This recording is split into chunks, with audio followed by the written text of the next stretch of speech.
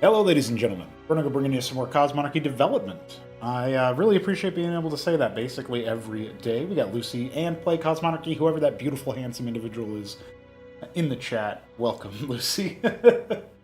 And I agree, y'all should go donate on Coffee. Our Coffee link in the description box or the Twitch panel gives you access to all kinds of cool stuff. We got, we got a lot of cool stuff in our community there, and you can donate $3 a month or more, and you'll be able to see private, donator-exclusive dev streams, as well as experience an influx, a torrent of Pronogo on his phone podcasting. So that's a great bit of content there as well. Also get exclusive donor chat with the homies. I mean, that's pretty cool too. George, the one and only one, is in the chat as well. Hello, welcome. So definitely a good little starting point here for today. Already did a lot of work. Let me go ahead and tell you what I've done so far today. I actually updated the donors ahead of time anyway, but it's worth going ahead and sort of finalizing that list here. I am going to go ahead and I'm so confident that I'm not missing anything here that I am going to go ahead and preemptively get these files synced with pre-release. I did actually, though, want to try what Lullerskates told me to do, which was look for fuckerstab.wav. If I can find fuckerstab.wav, I will see if I can use it for the Izira core. Here it is, ZG fuckerstab. Okay, let's see about it. Is this something I can use for the raw Zero core? It's Balethal! What's up, dude? I wonder what could be causing your render times there. That does sound pretty intense. I won't lie. Oh, okay. That's not a bad sound. It's a little bit minor, I would say, like a little bit low intensity. But if we went to Soundseum Izira core and we found the weapon fires here, we could probably paste these weapon fires. Probably pitch shift them.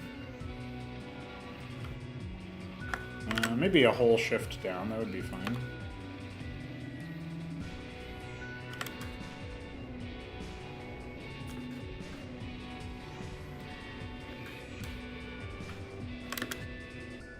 Yeah, and we can even cut out some of the complexity there too. Yeah, that's pretty good. Obviously, you guys can't hear that yet, but you'll hear it in the game, I promise. And then if we go ahead and grab our fucker stab.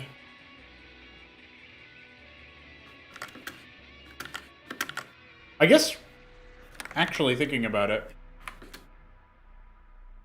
this could be like the weapon hit sound effect, and then we'll just go ahead and have a pitched down version. And then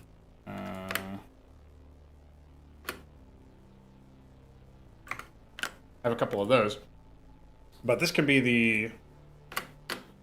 We can save this over the weapon fires, and then we can basically go into here and say...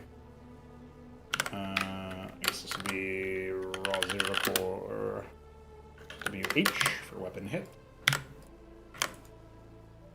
And then we have these, which we can go ahead and delete the raw file. We can delete that too. That was for the new unit that I added earlier today, which is pretty epic to say.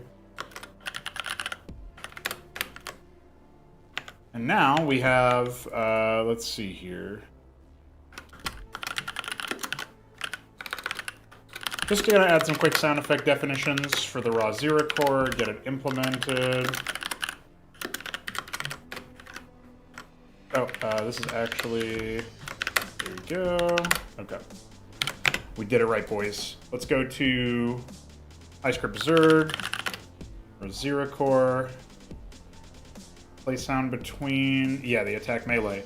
So this is all we would change here. We would say weapon hit, 426, what is this? 6, 4268. Chembeka will be in shambles. And then it's 4264, 4265, Zero core. And this is, I guess I have to do 3 because there's 3 different options. Oh, in fact, I think attack melee works differently. I have to do it that way? Pretty sure that's what I have to do. Okay. Let's go ahead and... Okay, attack melee is not like that. Okay, I guess it was like I originally thought, the one that owns Tribeca. Okay, good. Maybe it would be better just sending the model to you. Yeah, if you want to try that out, we could definitely do that. Oh, yeah, that's right. I forgot you had your computer trouble during the move. Kind of wild there. That must be a real pain in the ass.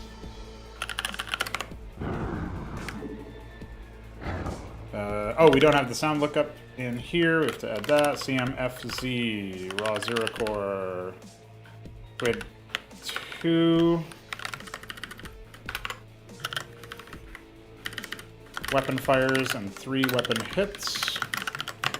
And now we should be good on that.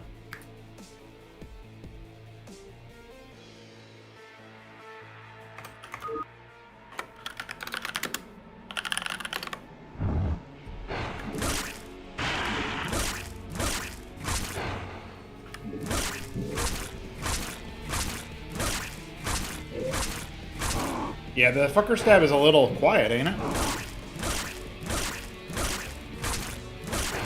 But whatever. You can. It's custom. That's what matters. All right. So now we're good on that. Let's go to the pre-release. Paste that in there. Okay. And now I can show you guys some other stuff as well. I can show you guys the Kamazats.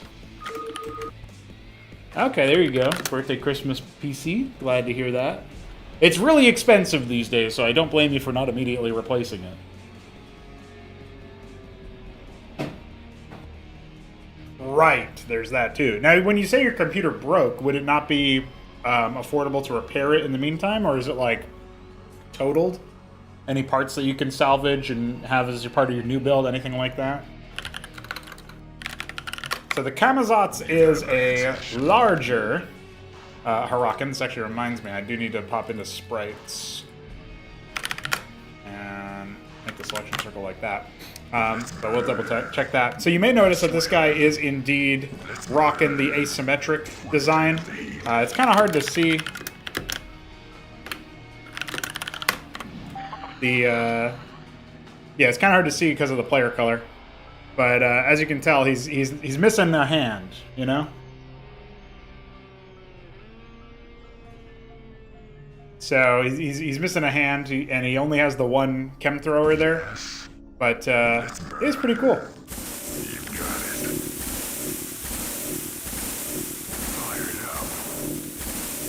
As you can see, the battles go on long.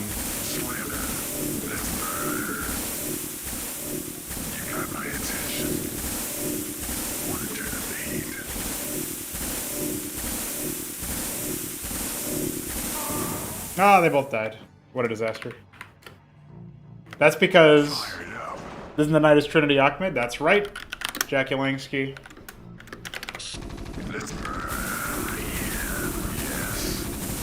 So he basically, every time he hits for somebody, he's going to get healed by 3 HP. So...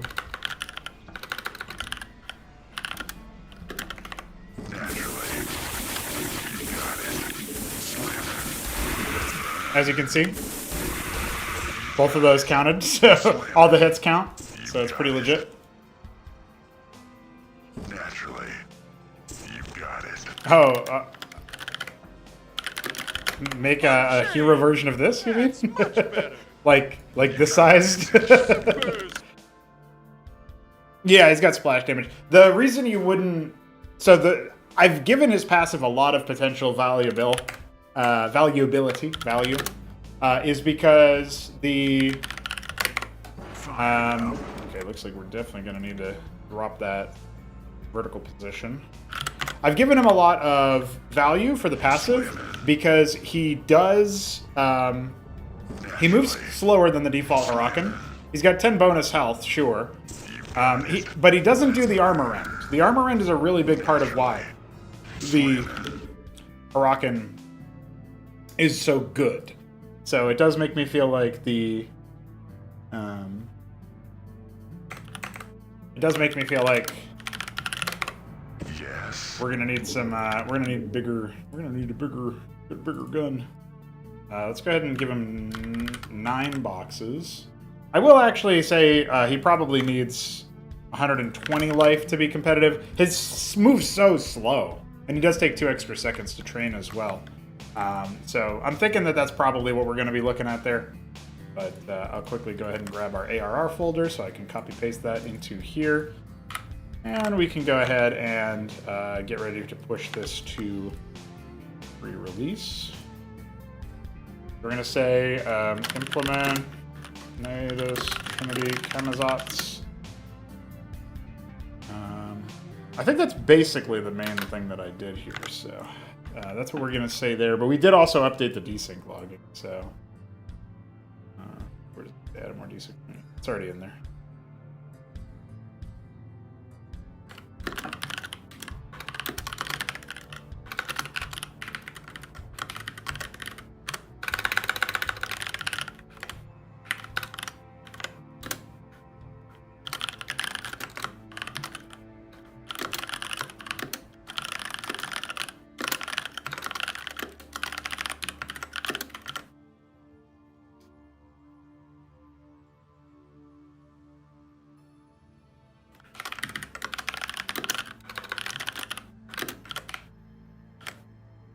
Okay.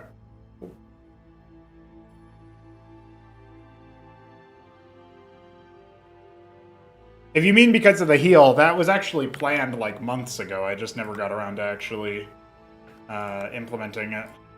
And then after doing the models that I did yesterday for the Raw Zero Core and the Zori's, or the Izira list rather.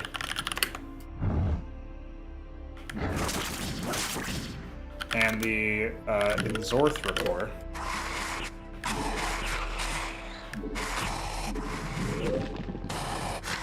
After I did these, I was like, yeah, I want to do some more. Does it have the natural Zerg regen? It does not in the current implementation, but I'm also not really sure if it's supposed to, like, if I ever conceptualized it as having that. Because I know the cohort... I'm pretty sure the cohort does. But I don't think that the Huracan, or as the Kamazats as it's called now, necessarily needs to.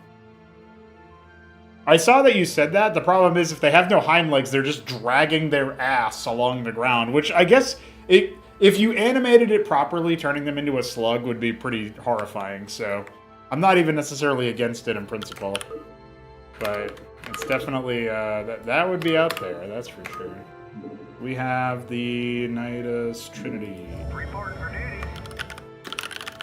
Just making sure we can actually make the Kamazats, and indeed we can. Data-wise, you got it.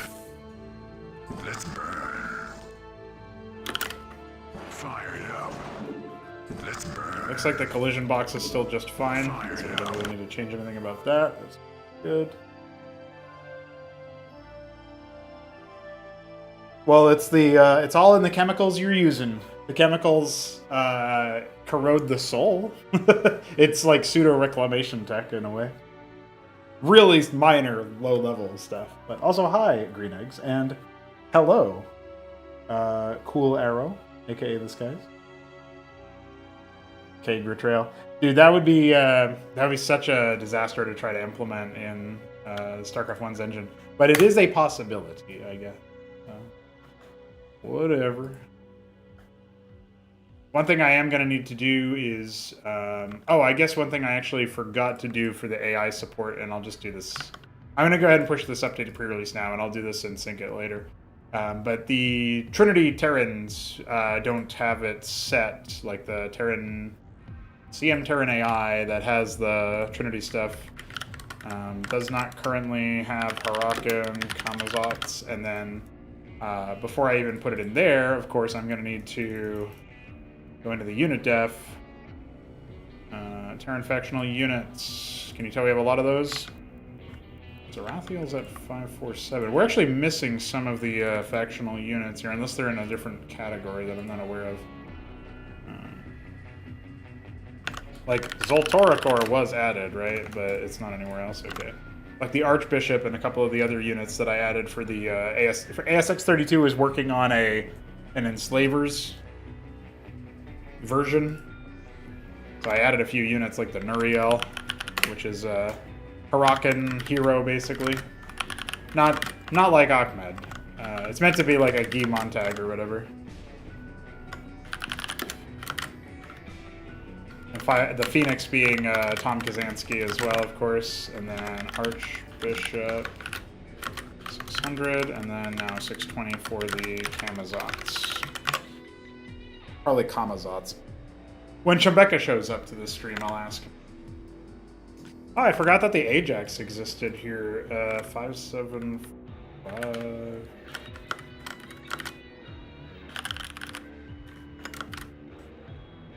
What?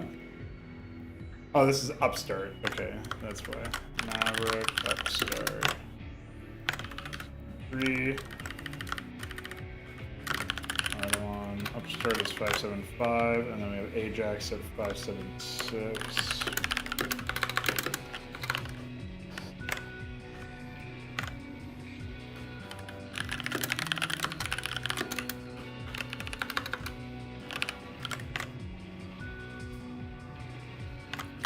$80 for that Golden Maverick.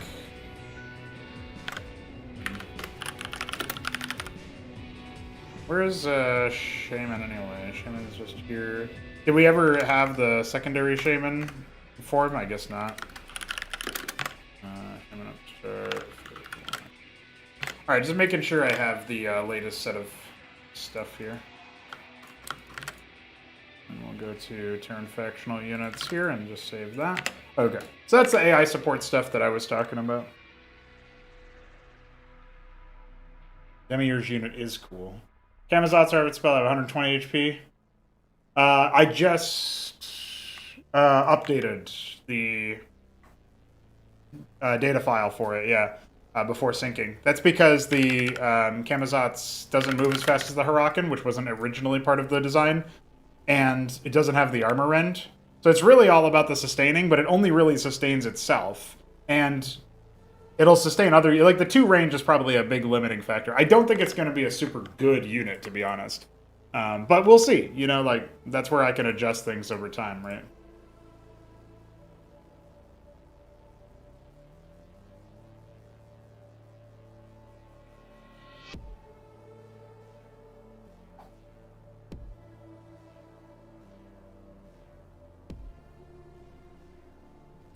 Yeah, he didn't use purple chemicals. Right.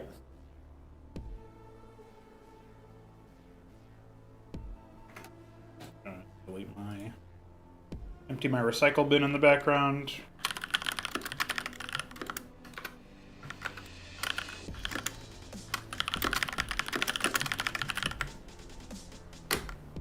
Oops, I should undo that. This is the commit that I want, but I have to make a new branch for it. Feet, Amazons. Changes. Publish. You should recheck the Razira core. It doesn't have... It has the same attack speed as an Ultra core now, so I really don't think it's going to be... I don't think it's going to be a problem. Put it to you that way.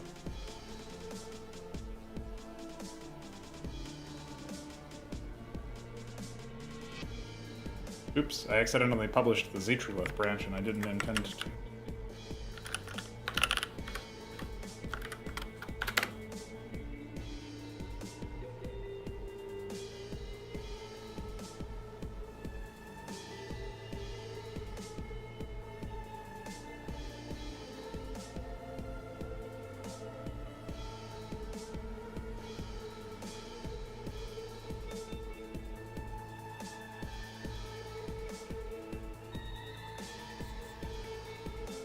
What is even the... It says rated emer... Okay, that's... Really... Alright. Master. Go ahead and wait for this to update, and then I can go ahead and pull. The Oriole will eventually get a Passover, right? But Hekatons are having a time. Okay, so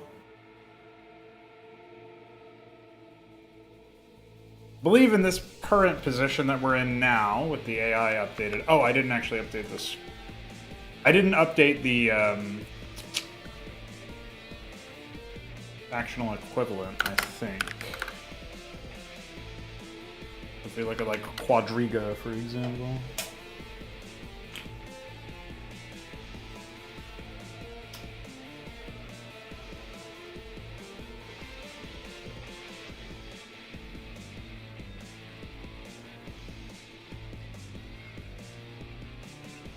Nidus Trinity.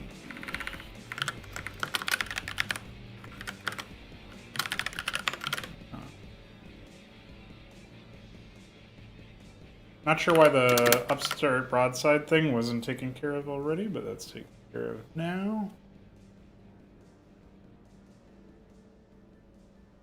Okay. What up? Skirmish Badger featuring no HVAC. Ah, jeez. Doesn't heal 2x faster when cloaked. Do you mean like a regeneration? It has to be out of combat, so... it's like anything else where it shows... regen.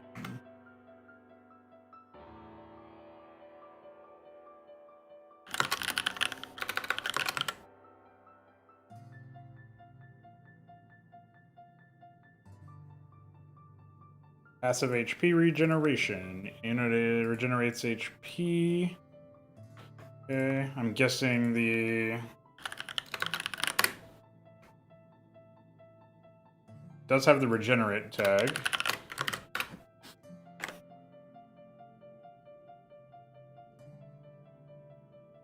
Okay. Get regeneration factor.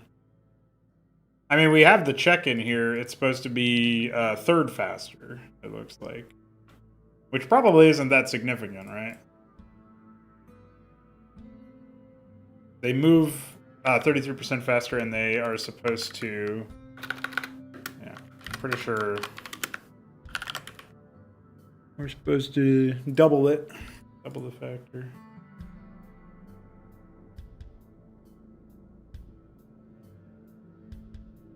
Oh, I guess we're... it's only a... it's only a... what do you call it? It's a factor. It's not a... a factor, not a... not anything else. Not a flat value, so we're not multiplying it there. Not that it matters. It's the same thing. Factor gets initialized to 1 right before it, but... could be important later. Go ahead and bring GitHub Desktop back to us. Go to pre-release. And say fix Nidus Eidolon, anti-Eidolon, regen factor, and then these are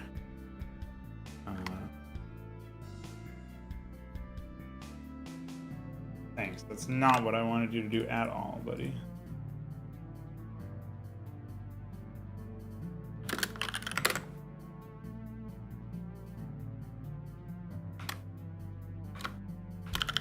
Add functional speed replacements. All right. It'd be good to close these now. We can focus on what we have left. So there's some bug fixing that we do need to do, which is related to the neutral Nidus linking. So, going to do scenario, I guess. And I have in the test map, I have some rigs that set up the Nidus linking. Let's see, what are we doing? Go to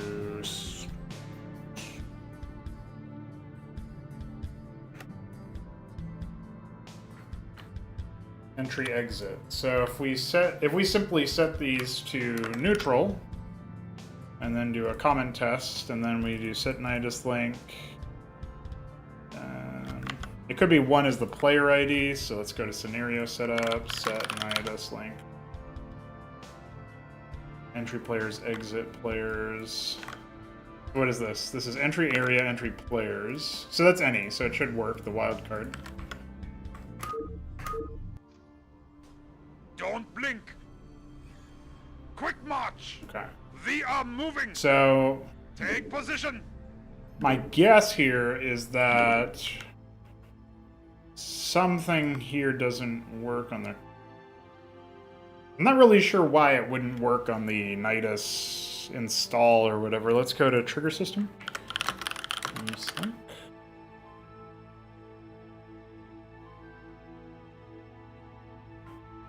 What is designator? Area, player bit set players.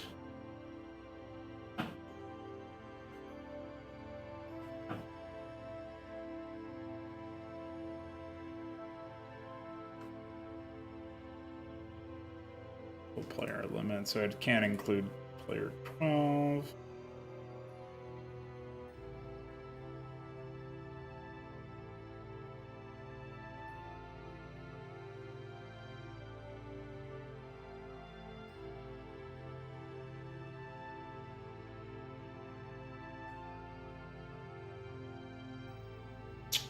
Yeah, that would be why. It's taking... Oh no, that's search scene.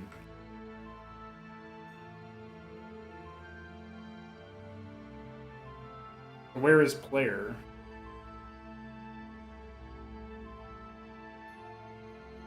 It just says settings. Start.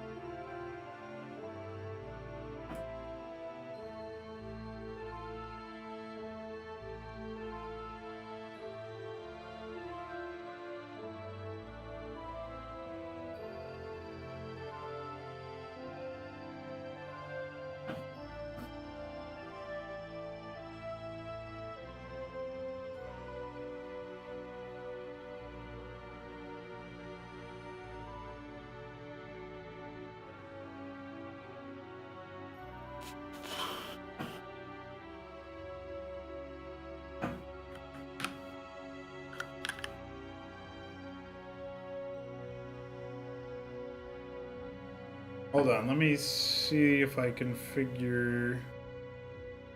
Not really sure where the take one thing is. Take...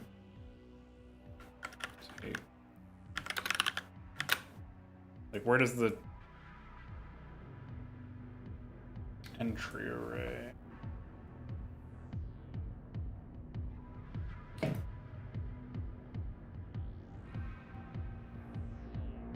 Okay, so we're not...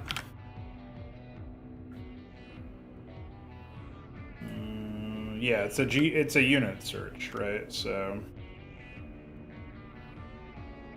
that's that.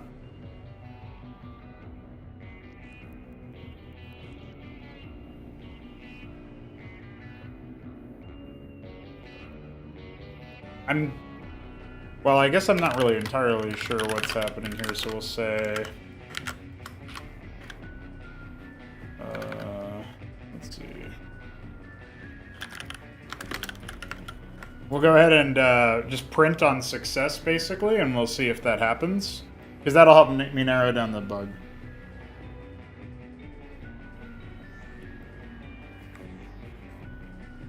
Well, Nidus is a form of teleportation used by the Zerg. So the Nidus Trinity would be in worship of the Zerg, being that they are very pro-Zerg, right? Yeah. I think you can fill in the blanks.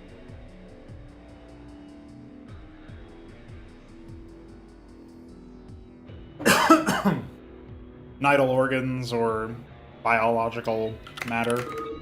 Handles that kind of thing. Alright, so we did not get the print message. So I guess what we'll probably need to do now is just go ahead and loop through this to see what we get.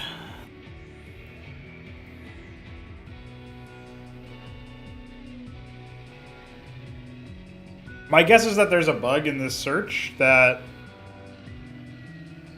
doesn't include neutrals for whatever reason. I'm not really sure why that would be the case. It's certainly not something that makes sense to me.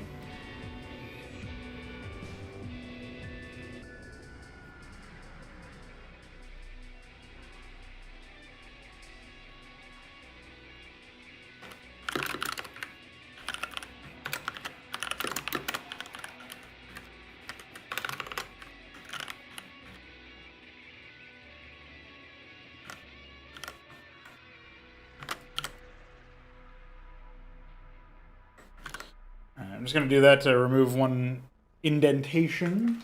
I forget what the term is for that. Tabulation. There's some word for reducing your indentation. Makes for more readable code. But that's what I'm doing.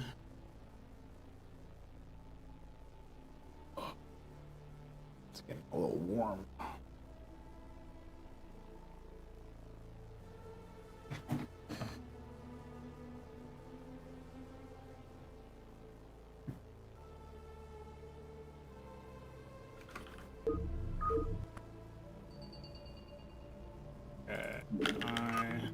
What's up, Kenny? No, that's not quite what I'm thinking of. There's like a word for tabulating that in programming specifically.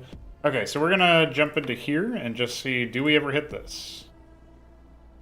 Doing a for loop? No? Okay. Let's try. Okay, so the bug does seem to be in the search. I guess what we'll do is we'll restart that.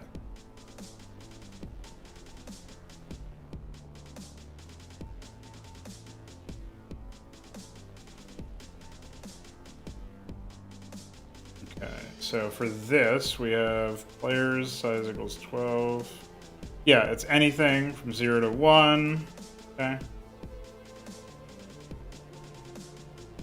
The unit ID is going to be just the one. Excuse me. Yeah, 534. That's the unit ID that we passed. Area is. There should be a location area, yeah. We know this was working, except for when we switched the player to neutral, so the owner to neutral. So.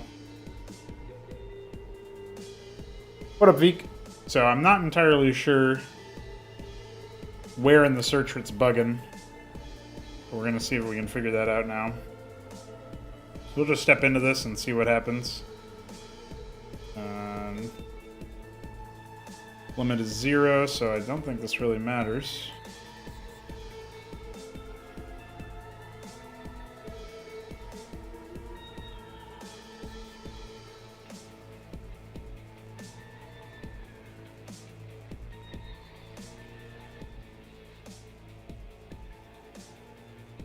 Okay, we're checking now, so player, oh, I guess this is it. Well, no, it says if the unit player is greater than or equal to the player limit. Yeah, this is an OR. So this needs to be full player limit because then it can accept neutrals. My take code is wrong. Shouldn't be using for with filter take one. Yeah, I thought that looking at it just now, but I'm not really refactoring that right now. The bug is that first unit. That's a thing? I don't see that here.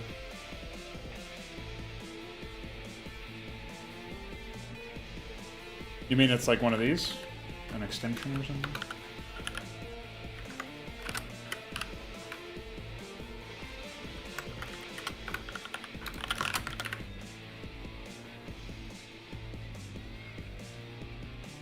I guess what we would do is we would do entry equals this.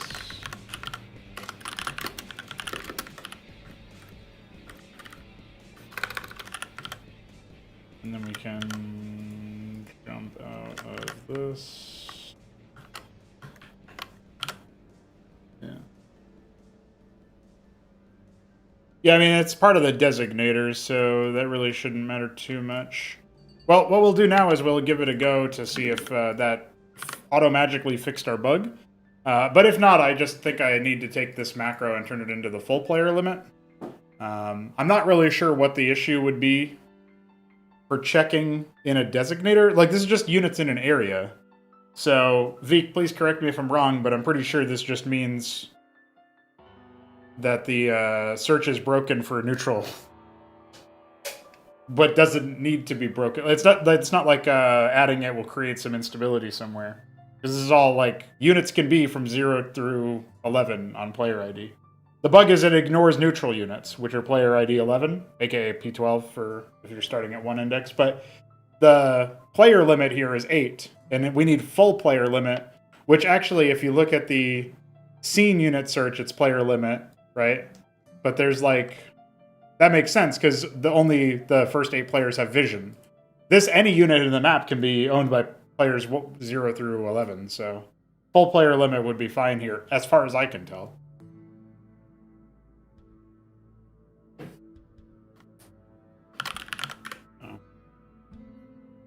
I don't remember if that, yeah, that's the one. So I'm going to change it out, but I haven't built it yet. We're just going to see if that change has fixed the issue. Yeah, so it's still broken, but if we build with this change, we should be able to do that.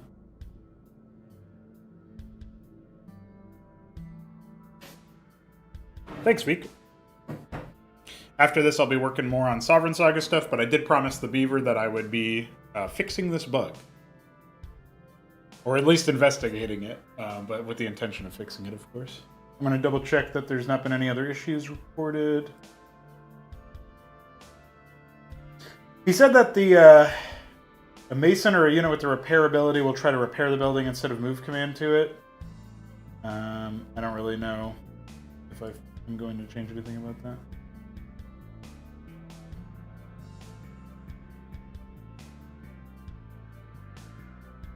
Yes, I deployed it just earlier on pre-release. Earlier today.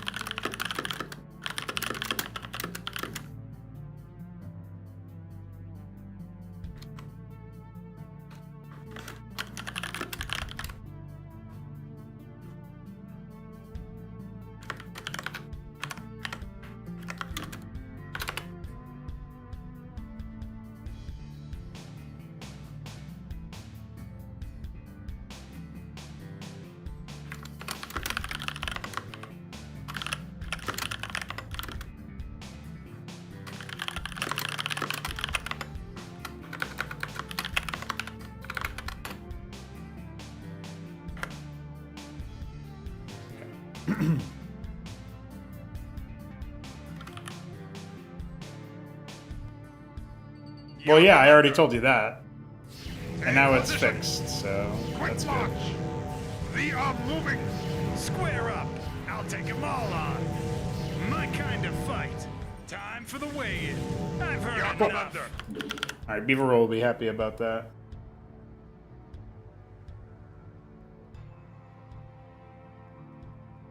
The check function here does unit player is greater than or equal to player limit, and I just made it full player limit. Since this is just checking if a unit in the map has a player within the player limit, I think that's fine. So if it's greater than or equal to this, then that means it's an extended player, and we don't care about it. Player bit set? No, it's full player limit, Veek. I already checked that. It's right here in the code. Just so you know. Yeah, I already did that. I guess that was before you showed up, or maybe you didn't hear me say it. It's totally fine.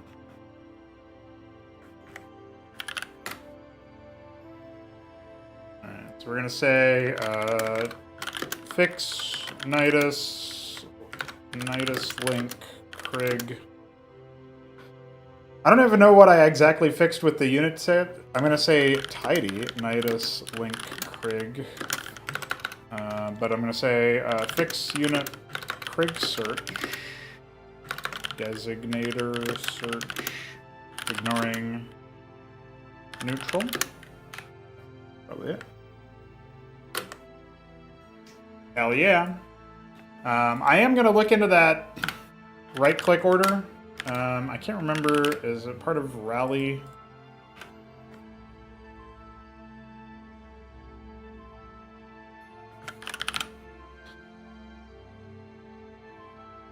There's like a, yeah, right-click command is what I'm looking at here. There's something about if the right-click order is repair. I think I would have to like override. Oh, this is an override, I guess. So that's a little weird. Maybe it's in repair then.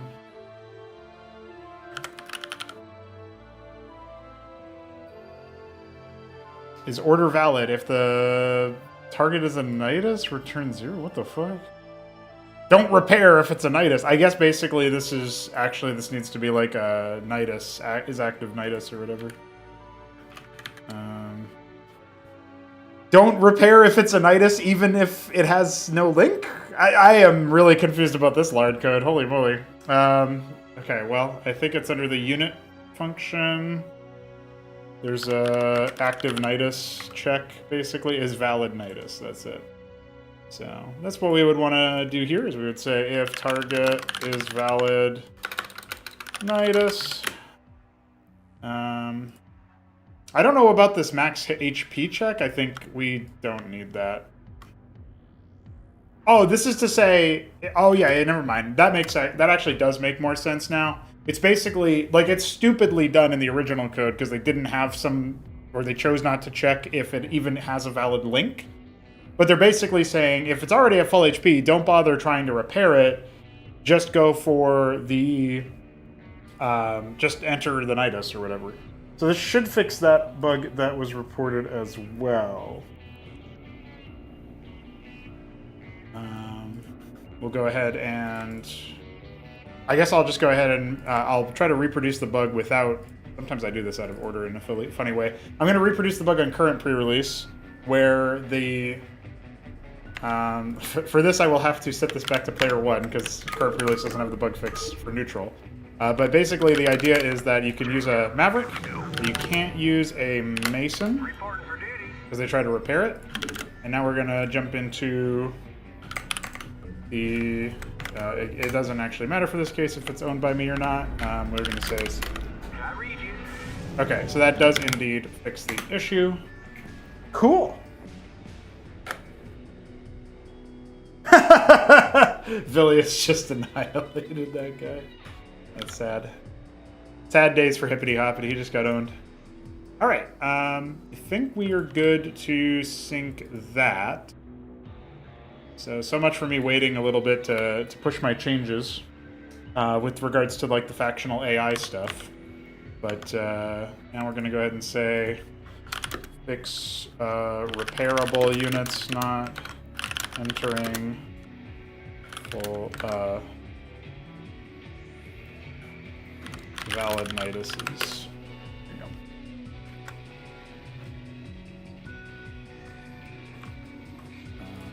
Okay.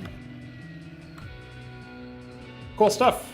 We should be able to now mark that we've done the Nidus link bug fixes. We did also do a bunch of say Nidus Shindy Camazants.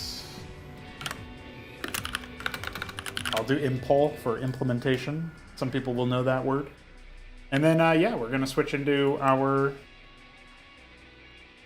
Sovereign Saga dev. We've done some really good stuff today. Just go ahead and Or do I still have it? I think I have a pre-release, right? Yeah, I don't need to. I don't need to have this open.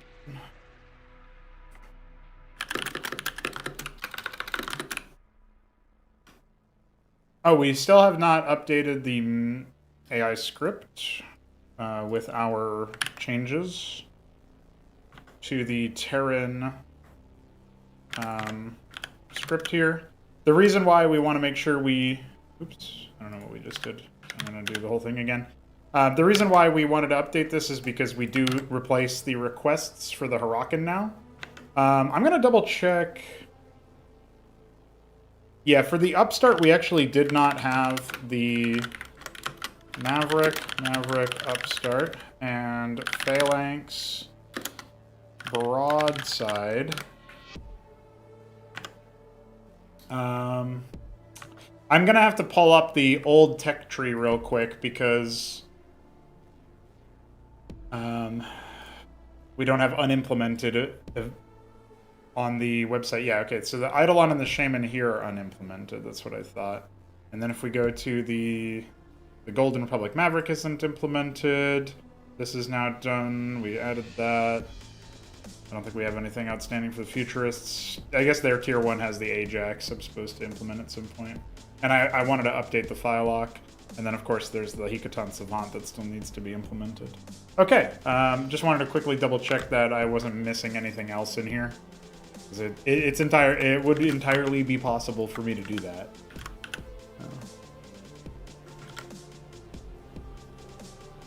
Broadside is apparently not existing in our Unitif, but it should be. I guess maybe we don't have it, and I didn't add it. Where is Broadside? 568. Yeah, okay, that would be why. Broadside 568. The Goremast is 567. Damn it, now Chembeka's gonna show up. I just know it. I actually don't know what the... It is listed as a military unit. Okay, that's kind of what it is. Oh my god, he's here! Fuck! Ah, guys, say... I owned him earlier by making it so that there was no 6-7, and then there was, and then he arrived. Ah, damn it.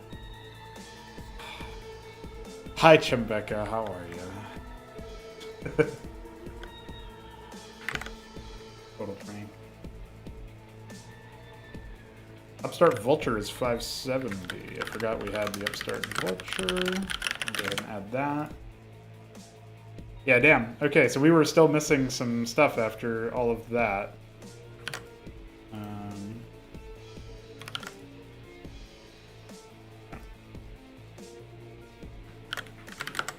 Vulture, Upstart, Maverick Upstart, Broadside.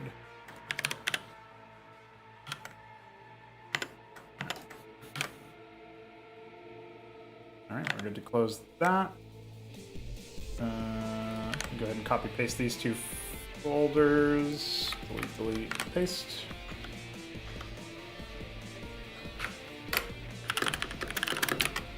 Now we have Fix, Nidus, Blink, Krig, not respecting P12, or not following P12. Fix, add AI support for new functional units. Okay. Cool.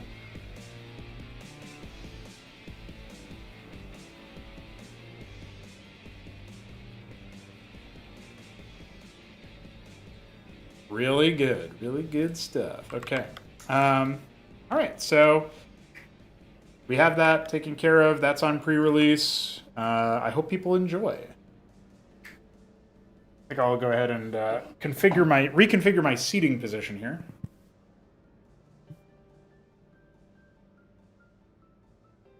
Which is to say, I will sit, because I was not sitting, I was standing.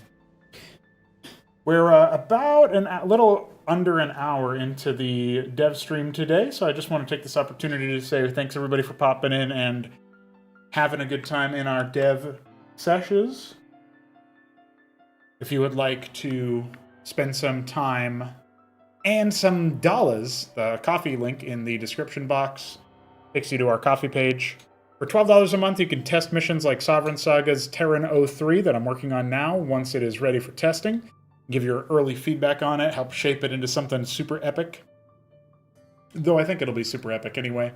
And for $3 a month, if you don't like the $12 a month option, you get all kinds of access to exclusive streams, being able to talk with the donors, be able to see early sneak peeks of Blood Summon concept art and all kinds of cool stuff like that. And also, you'll be able to see or hear a lot of podcast content that doesn't get released any way else. So it's a good way to support and get value for your dollar. You can also donate directly to me by streamlabs.com/pronago if you want to go ahead and throw your money towards some of the competitions we'll be doing. One of them is Weekend Wage number 8, which actually I guess I can do a quick update on that. We have 9 players now confirmed, locked in for Weekend Wage number 8, which puts our bracket looking something like this. Our opening match now, one of the opening matches is Slyzor taking on Alexander. Now, this is going to change as we get more players, of course. If we do get more players until the 8th, that will be that. And then our next one is actually going to be on a Sunday, the 16th. It will be a change up there, so looking forward to seeing you all for that one. Going to be a good set of games, I think.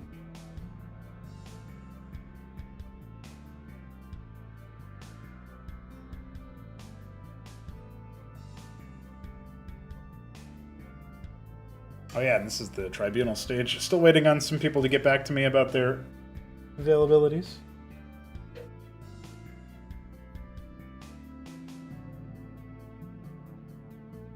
Well, I hope that's that repository remaking isn't too obnoxious there.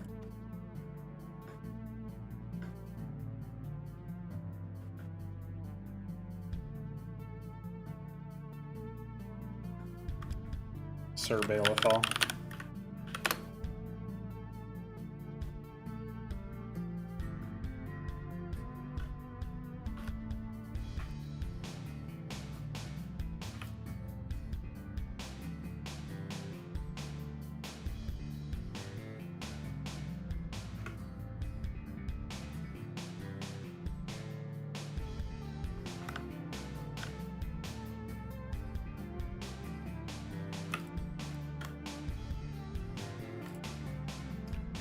Out of curiosity, I'm gonna quickly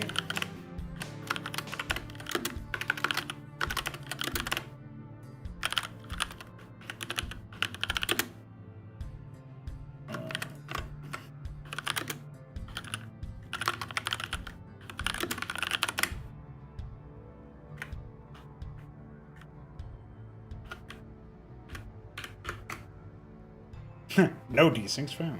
All right, yeah. Figured it needs to use the new logging. Okay. But what you just saw there was a quick test of some of the desync stuff that we got going on.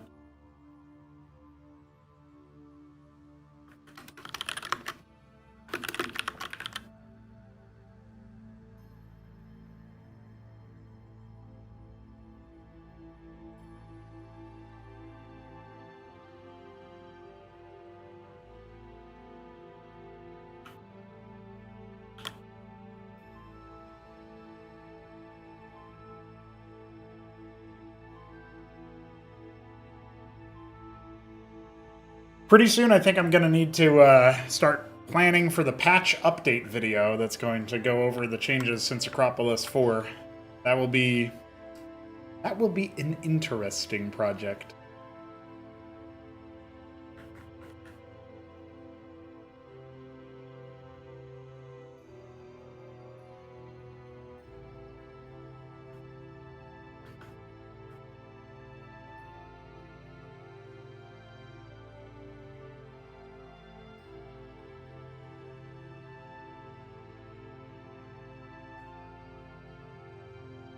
Hey, what's going on, Flame?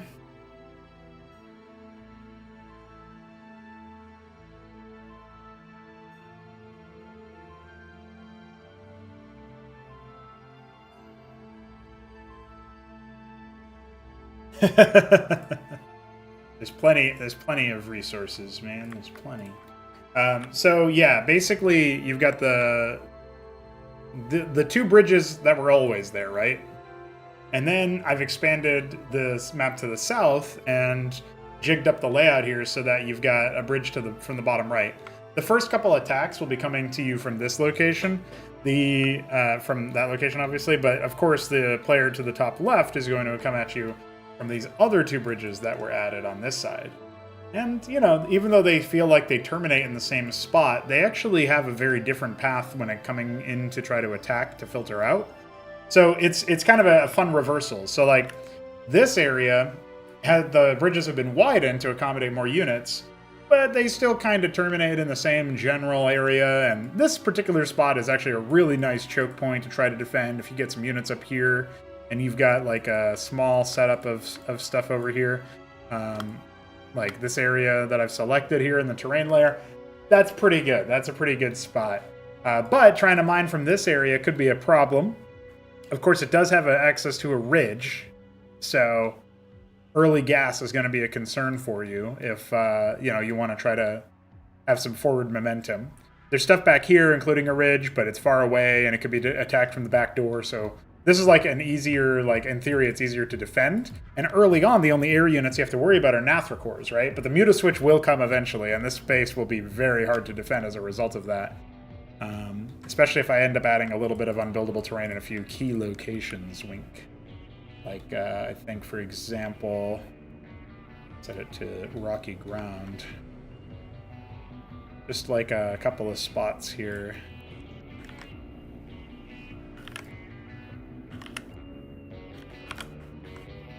Now, this isn't going to be the final, like, decoration of it, but, you know, there's definitely going to be some... There's going to be some unbuildable terrain in a few of those places, right? And so it's going to be a bit harder to defend this specific zone. But, like, up here on the high ground, you get your cliff advantage going. The bridges are all the way down here. The only air stack you got to worry about early on in Nathracors or Cyprian's mulch. So, in theory, it should be all right. Yeah, is it worth defending? This is like treasury bait, right? I might even place like a rescuable treasury over here or something like that, depending on how I feel. Because I have to remind myself, even as I'm designing this, that this mission is meant for players who are still kind of new to Cosmonarchy, you know? I think Mission 2 was like... I mean, if Skirmish Badger is talking... if he's still here, he can maybe corroborate this. But I feel like if you're kind of new to Cosmonarchy and you're not super stellar at games in general, right? Like, the second mission of Sovereign Saga is probably a pretty fair one. It's probably fine. You know what I mean? It's probably fairly solid. It's not easy in the sense it's not a walkover, but you don't have to kill the enemy in the bottom right, so you can just kind of focus on the top right. And you get a free base at 12 o'clock, and so there's exploration for you to move around. The atmosphere feels pretty dire in a way, like it's like, oh man, there's a lot of stuff going on. But for sure, the major sort of territory, I think, is...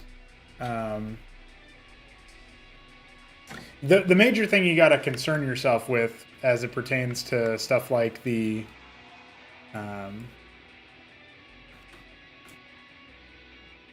things that I think most people will be picking on in a campaign like this is they're not going to be the best player, so don't treat them like the best player.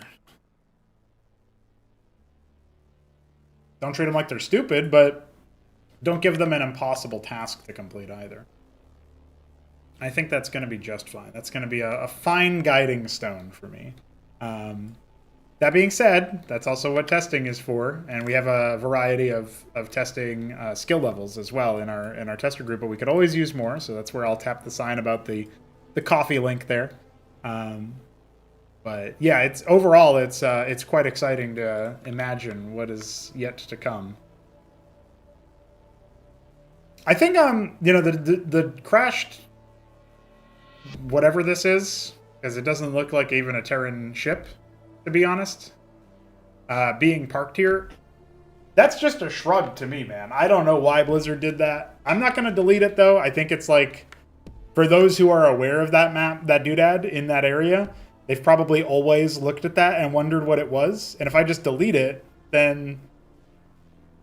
Huh? And if I replace it with something higher def that has more of an obvious reason to be there, then it also feels kind of like sapping away the mystery, if you will. Now, I don't know that there's much value to that mystery, of course, but it's whatever, you know? I don't really...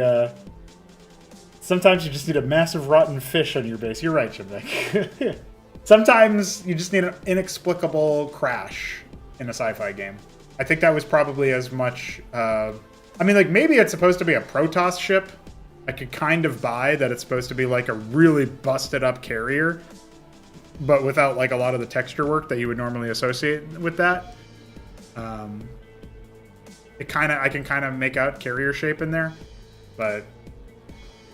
In that case, I have no fucking idea why they put a Protoss wreck in... Like, they probably put it there because they didn't have a Terran wreck doodad, you know? This is a mission from the Terran campaign, yeah. If you go into your Cosmonarchy folder and you go into your campaigns folder, there is a Sovereign Saga folder, and you can play the first 2 missions. So you get welcome back in the Caprulu sector, time to get our refugees tucked in nice and tight, and then Zerg on all sides, time to call them the cavalry. And so that's where that comes from, that's all that stuff. For whatever reason, it looks like I have no enemies in that mission, though, so I'm not really sure what's up with that. Oh yeah, these have to be computer. Just why.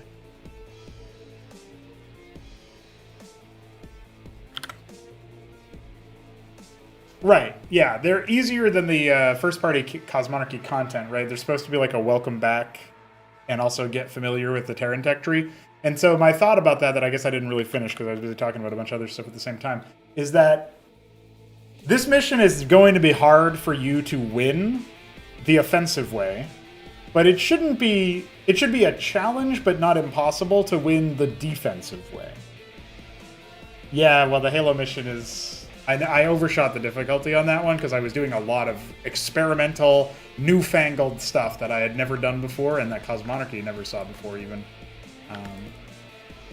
So I was working with systems that were pretty cutting edge. I'll put it to you that way.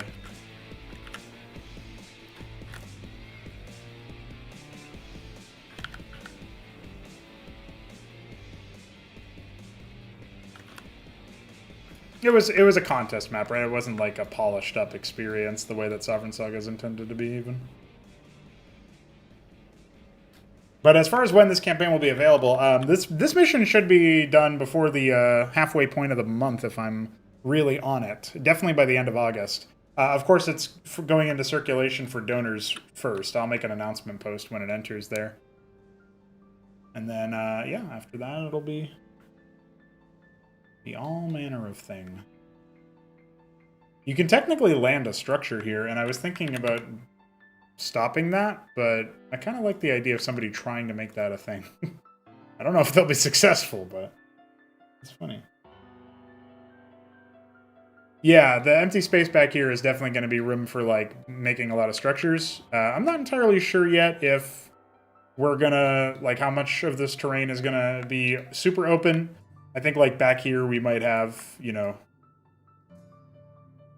I want something different than just another round of the artificial lakes, you know, the coastal asphalt and stuff. We even have that up here, which I think is, it's fine, you know, it exists, it's kind of cool. Would it be better if it was a structure?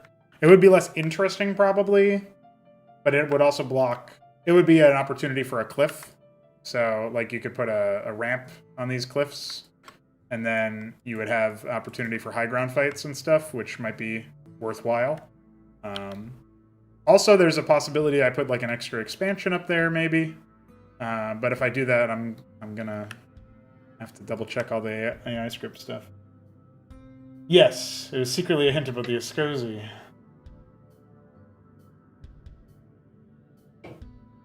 You probably don't have credentials to push, maybe, Balethal? That might be it. I think you're added to the repo, though.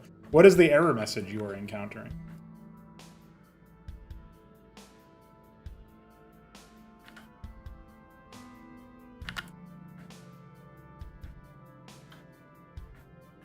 Yeah, you're this area back here is definitely. I guess like that's another point in favor of the asphalt here. This is really mundane to me, but the average person is going to be like, "Oh my god, what?" So that is a fair point. And it's really like this is the only place it could be. There's not really any room for anything for it anywhere else. So.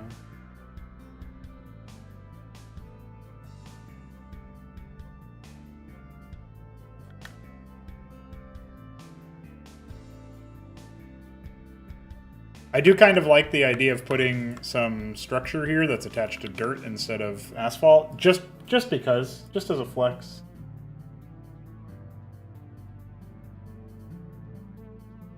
Okay, thank you, Bailiff. Yeah, the access is denied tells me that you probably aren't on the project. But I see you here. Is this still your account? I guess I can remove Ask.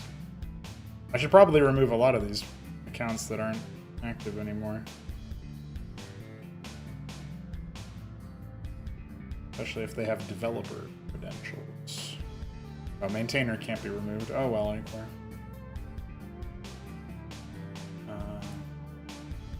Yeah, that's still currently your account. Interesting. So you probably need to take a look at if GitHub or GitLab rather reset your like SSH or whatever, your keys, your security key credentials, or maybe your new computer doesn't have your new old computer doesn't have their correct configuration.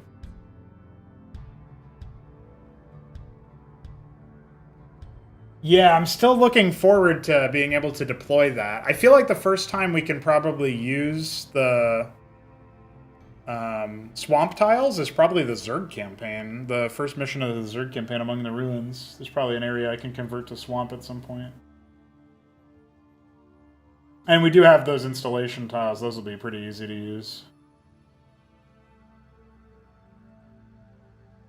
I was working on Kagra being spread inside the installation, but or no, it was like buildability wasn't working for the installation tile set for whatever reason. I wonder what that was just one of those like features that wasn't quite finished, and I don't remember where it is now. Where it is at, progress wise.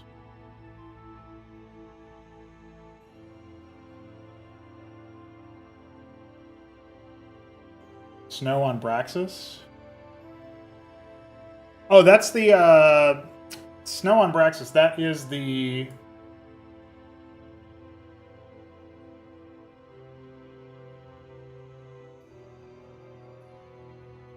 that's like the Duran mission. Oh, Antigua. Is Antigua supposed to be snowy in the extended lore or something? I'm not familiar. I could just, hey, if you're just saying, hey man, you could add the ice tiles to Badlands, I'd be like, yeah, okay, I could do that, but I'm not familiar with any lore about things like that. I would like to put out a sort of bolo, so to speak. You know, it's like the most wanted list or whatever. I'm being a little silly about it, but the. I would like to put the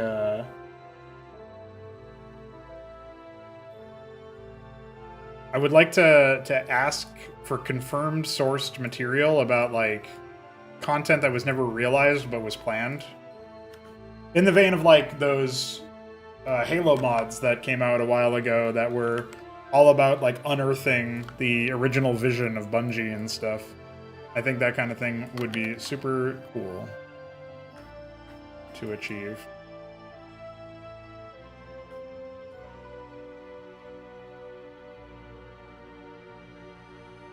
So Saruman. You must be thinking about Subsaurian. Well, he really likes Starcraft too, and I think him and I got into a fight when I was like a teenager or something about how Starcraft 2 is just a disaster, and so I don't know. I mean, that was years and years ago now, so probably doesn't even remember that, but I do remember. He was part of that like community rift that where like me and my elitist corner pack all went off to go do really cool epic things, and then I don't know what happened to the other crew. Yeah, Subsorian I know hangs out a lot in like the Starcraft Reddit. If I did post about Sovereign Saga there, and it would probably gather a couple of eyes. I guess I would need to have like a, not necessarily a flashy trailer, but just like a, here's what it is, like some footage of it, and then description. Probably wouldn't need narration per se, could just be like on the text on the screen or whatever.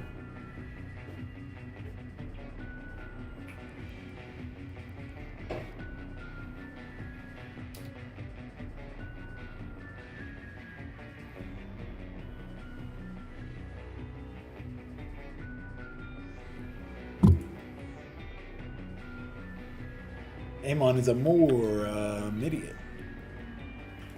I guess so. All right, so we have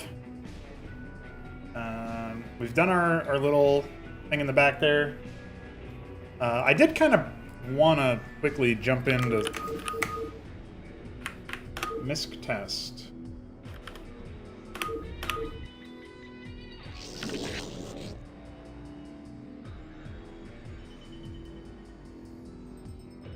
I think the LOO file for the grid here is incorrect.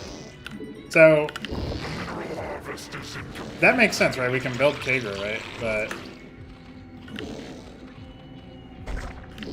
we can do Zerg building.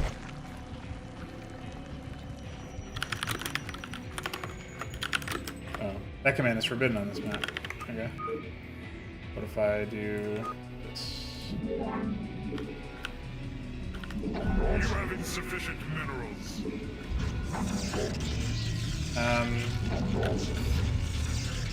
Okay. Yes, sir. I read you. I don't know why I don't know why I thought we couldn't build on it. Alright, apparently it works. Alright, Biddy B, it works. So, I fixed it a long time ago without knowing. Installation online. That's really silly. I was waiting for the bug to show up, like I can't build there. Well, apparently I can build there.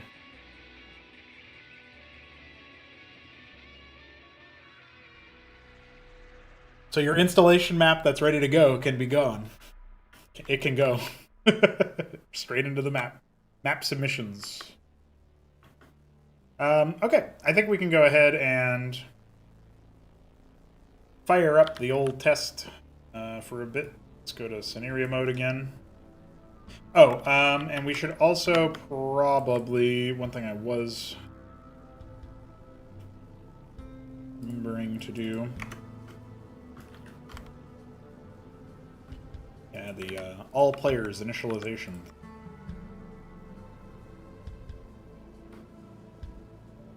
Okay, so we have set player team UI 2, and we have 5 as well. Player name 1, Marsara Militia. Player 2, refugees, 3 and 4.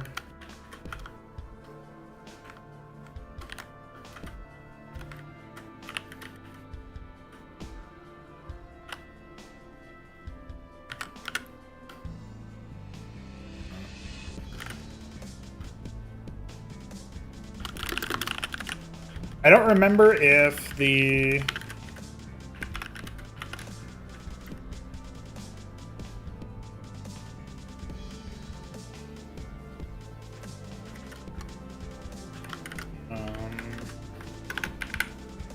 I do not remember. Hey, what's up, Adam? If there was already a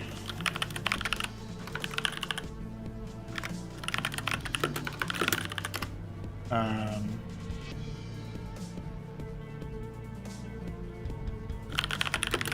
name for the Sons of Korhal that were sent there. So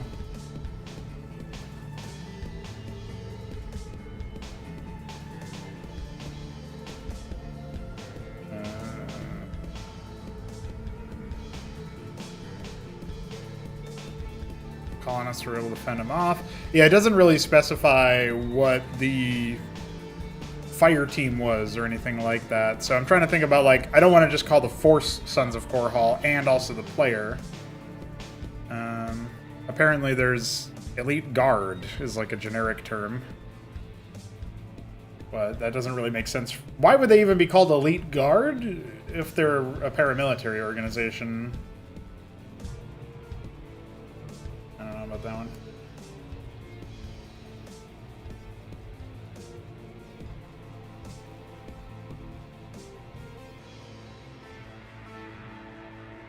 Sounds like 2 copies of the same track. That's because I'm in the lobby! I'm in the menu!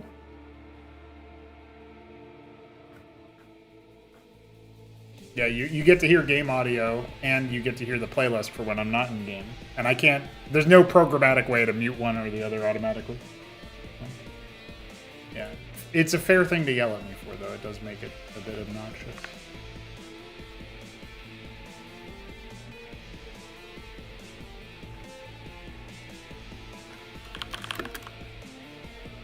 I'm just gonna call them something temporary for now, and I'll come up with something better later.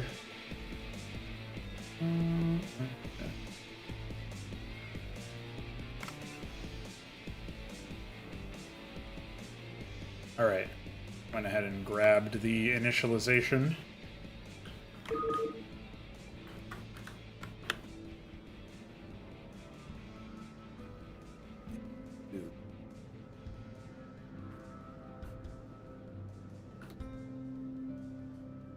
Okay.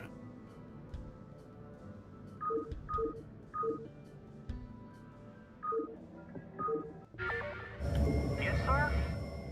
SCV, good to go, sir. Oops, I have fallen to the Zerg. What happened there? Defeat no structures. How about current player instead of Force 1? No? It's at least 3.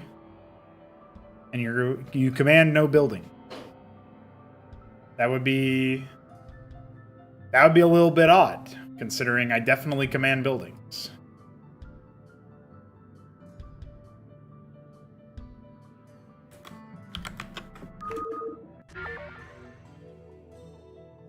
SCV, good to go, sir. Sons of Korhal dropships approaching. Strap yourselves in, boys. Okay, we definitely have some bugs. So the rescue arrives thing is... Oh, yeah. Oh, it's condition. Condition var message guard equals false. Gotta copy that for all of these as well.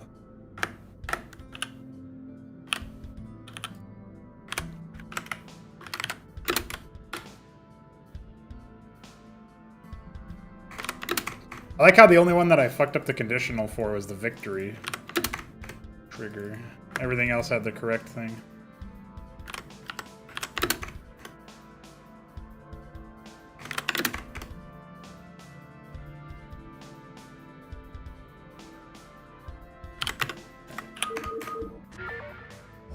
Orders, Captain? SCV, good to go, sir. Oh yeah, we didn't add T-Rescue or whatever, Combeep or whatever.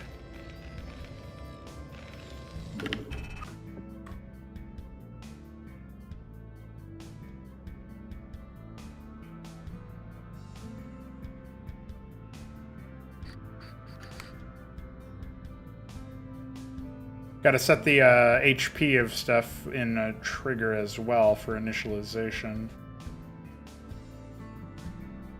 Where is Combeep? I guess we'll just add it that way.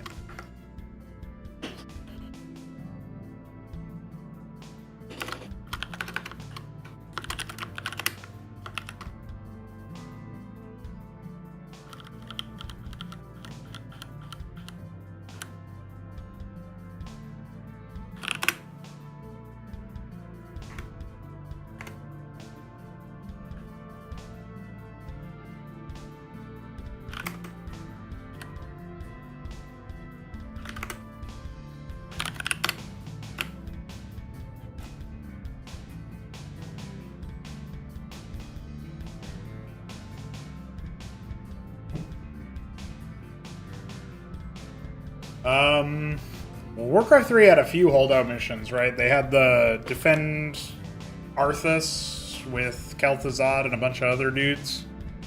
I wasn't much of a fan of that one. I also really didn't like the Battle of Mount Hyjal, or whatever it was. The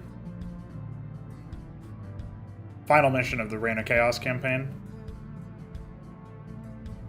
It was high concept, and I see why they did the general thrust of it, but it felt really...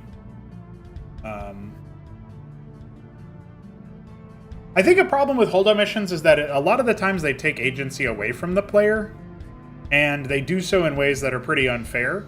And there's a lot, like, I guess uninteractive is a way to think about it instead of fairness.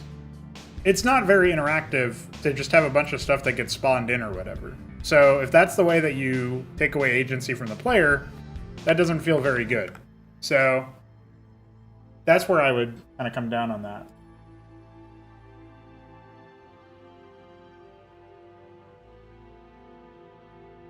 I'm going to quickly turn off my playlist so that you guys don't get double music out here hanging. Let's do this. We should be doing better with our stuff. SCV, good to go, sir. And then, okay, so one thing we forgot to do was... we forgot to play Comm Beep the second time. Also, I think our timer is incorrect. Even though, where did we say it? We did do objective timer.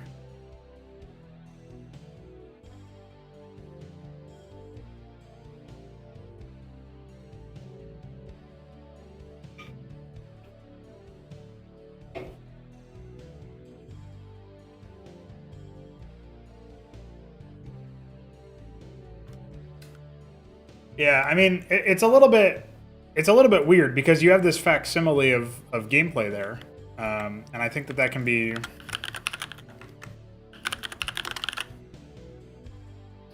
I think that can be pretty neat, but.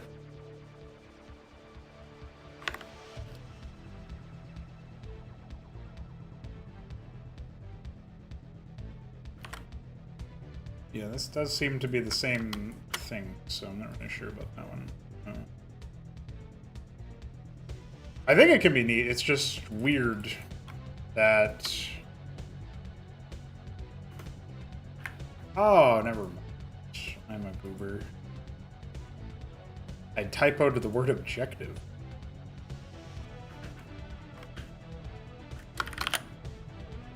That would definitely contribute to that.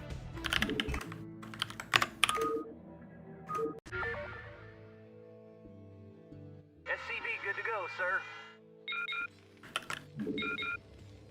Yeah, there you go. Times. I must have been on autopilot writing that too, because that's supposed to be teams. I was rushing to finish my work on stream before I had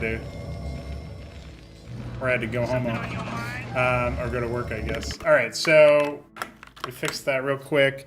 The dialogue about these mechanic reminders is...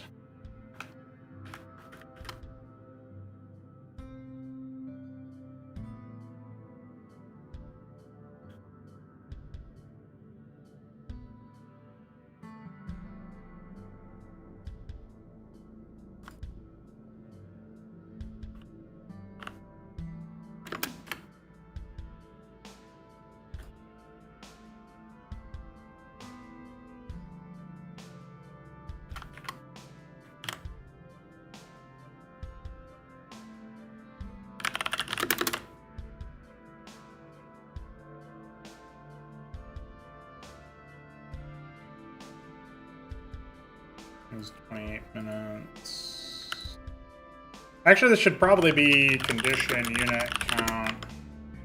And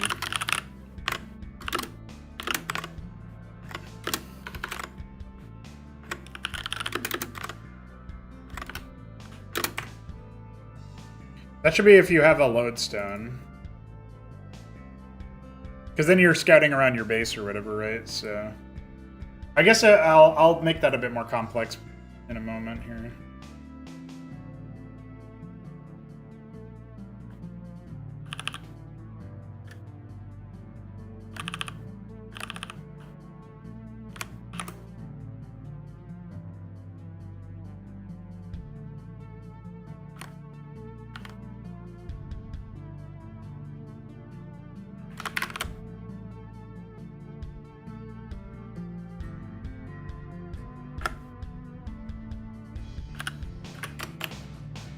Okay.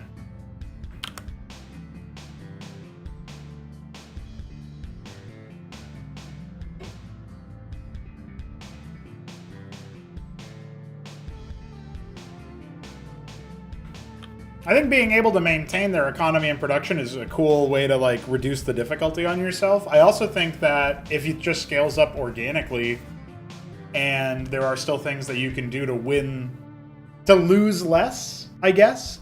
Like, narratively, a holdout mission is supposed to be kind of like what I'm attempting to do with Desperate Alliance, I guess I'll say, is that you got people coming in at you from all sides eventually. But it doesn't start that way. It scales up over time. There are things that you can do to stop the Zerg from getting to insurmountable force that wipes you off the map. And then, if you're really good, there are things you can do where you become the insurmountable force that wipes them off the map.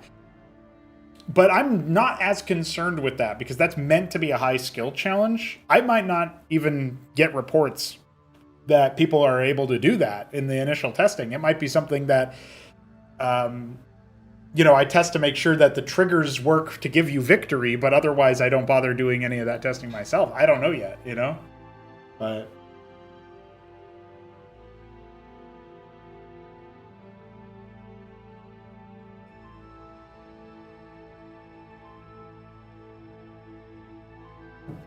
yeah, either way, it's definitely a bit silly. It's definitely a bit silly.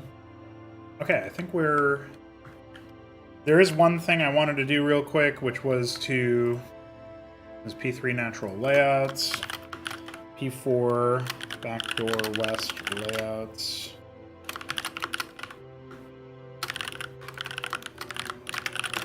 Main layouts. Main layouts 2. That should automatically populate. This is natural layouts. P4 high ground layouts. Okay. So I never I never did the Krigs to bind the layouts to everything here. So we have layouts assigned. So we have, okay. So here we have, for example, it looks like, I'll just write it in Notepad real quick. Assign this location name.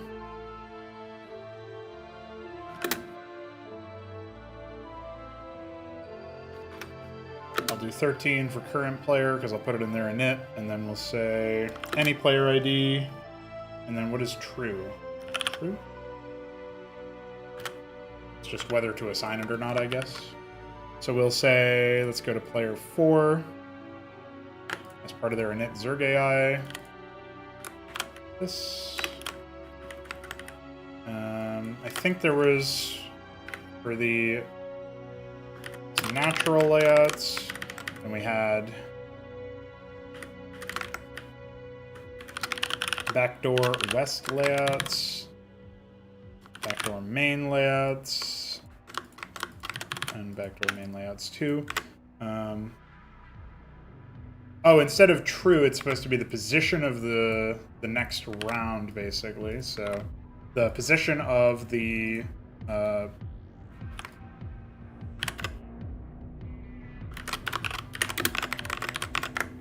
this position here. So we have this guy here for the natural, and then I was misreading what was supposed to be done there.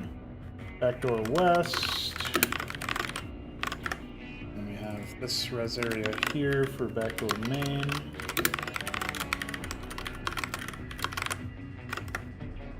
And then making sure backdoor main layouts 2, backdoor west layouts. Okay, just making sure I had my location names correct.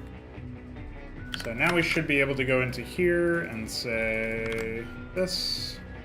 And that is for layouts assign area players, unit IDs, res area position. There you go. So there was no like need to do an assignment or whatever. So now we've got some P3 ones to do.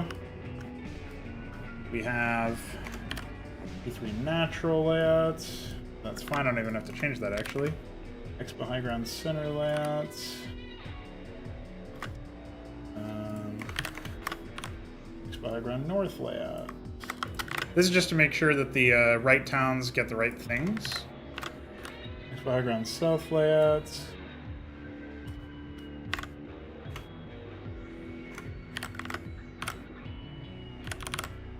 And then I actually want to do Bridge East layouts as part of the High Ground South expansion. So we'll do that.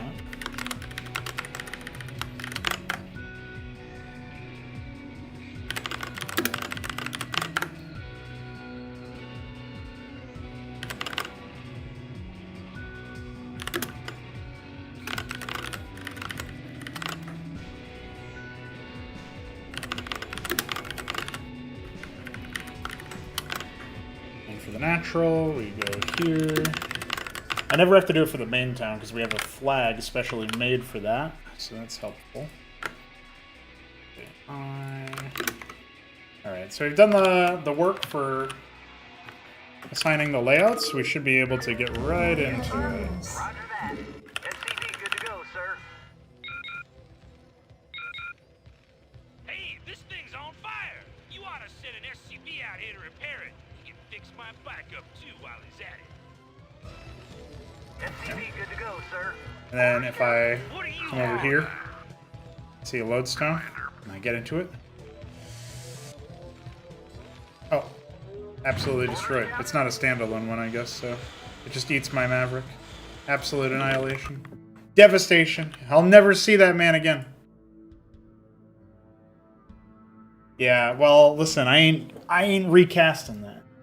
Obviously bad. Yeah, everybody already said that. No, the Terran intro where the Mason says SCV good to go, sir, I think that might change, but I like that. It's kind of, it's a shrug, you know?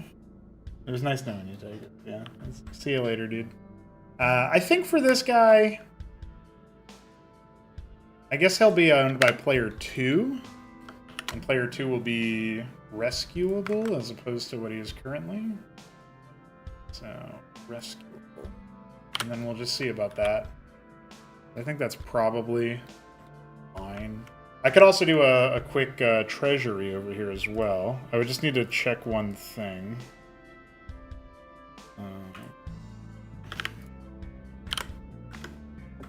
So if we go to here... Orders, Captain?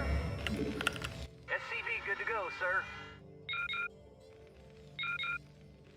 Hey, this thing's on fire! You ought to send an SCV out here to repair it. He can fix my bike up too while he's at it. SCV, good to go, sir. Orders received. Give me something to shoot. Jack No. good to go. Outstanding. Rocket. He's not rescuable, it won't work. SCV, good to go, sir. Let's move. What a disaster. Orders, Captain?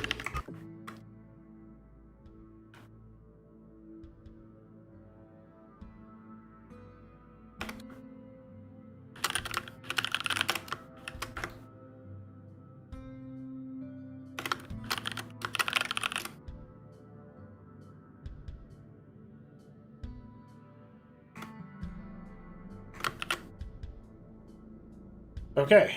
So for MISC, we'll say bring, current player brings at least one man. Well, I guess we'll say any unit. 'Cause you could lift a structure over there and that would be fine. Rescue treasury.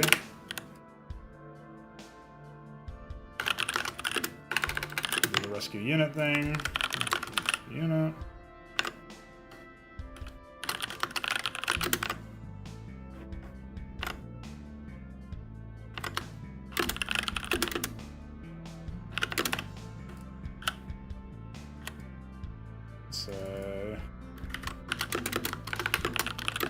Lodestone.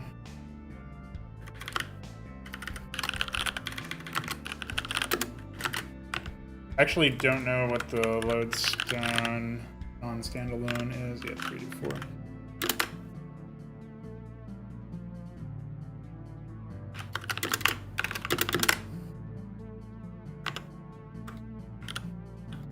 Alright.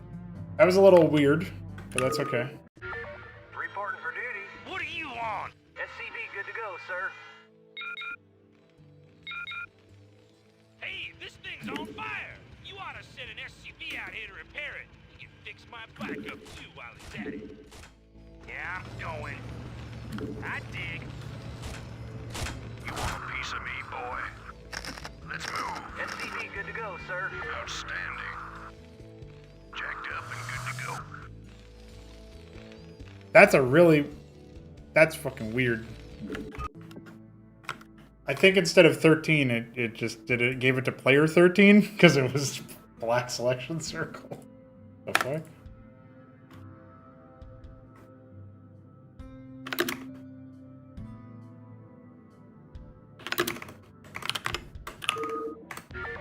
Something on your mind? SCV good to go, sir. Yeah, there you go. Hey, this thing's on fire! You ought to send an SCV out here to repair it. He can fix my backup too while he's at it. Wait, why did I get the lodestone? We can take cover in these bunkers if things get too dicey. Commander, go, go, go. What do you want? Standing by. Let's move.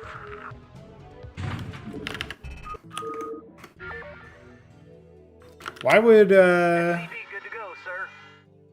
treasury, if you bring it to any unit to You ought to send an SCV That would out be here to why. repair it. He can fix my backup too while he's at it. this is what testing is, by the way. You got to do a lot of this. What do you want? SCV good to go, Don't sir. worry, it's fine.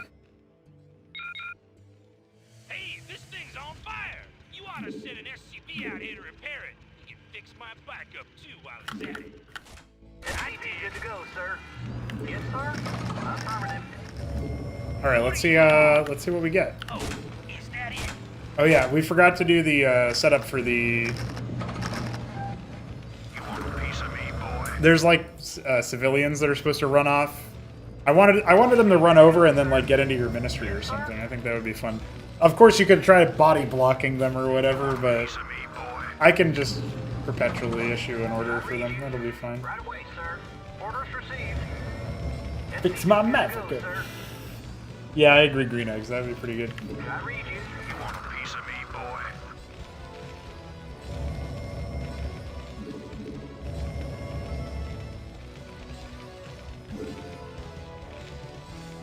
It's a Rhinodon! He's part of the colonial Good to go, forces. sir. I read you. Excuse me? Affirmative. I read you, sir. What do you want? Man's not part of colonial forces. SCV good to go, sir. What kind of fraud is this? Kill this colonial force traitor. Something on your mind? I guess Rhinodon. Critters should leave corpses. SCV good to go, sir. Reporting for duty. I'm sorry, Green Eggs. Yes, sir. He had to be destroyed. Orders received. SCV good to go, sir. It's a spy, yeah. Exactly. Reporting for duty. Piece of me, boy.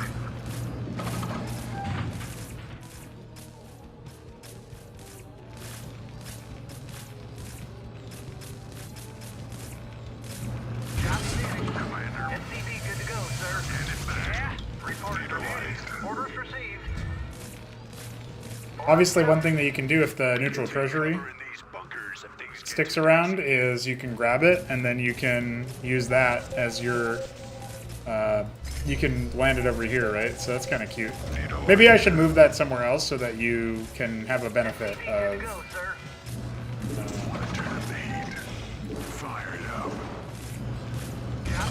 Have a beneficial course of action for exploring, right? You know, something like that. SCV good to go, sir. Orders received. Right away, sir. Report for duty. Affirmative. Roger that. Affirmative. Something on your mind? Good to go, sir. Commander. Orders, Captain. You want a piece of me, boy? SCV good to go, sir. Report for duty. Roger that. Orders received. You want a piece of me, boy? I agree with that one. SCV good to go, sir. Jacked up and good to go. Give me something to shoot. Jacked up and good to go. So it's kind of quiet here. I'm not really sure where the AI is at.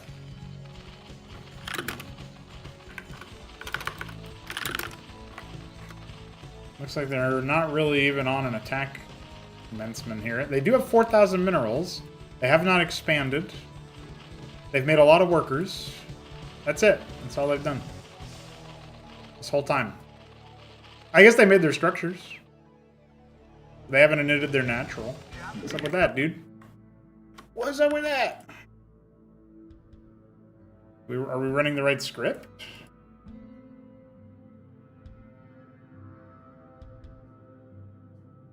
Aaron Harvest Town. Start location P3. Yeah, that sounds about right.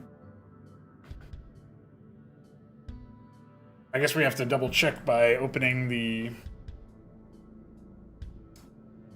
old all that.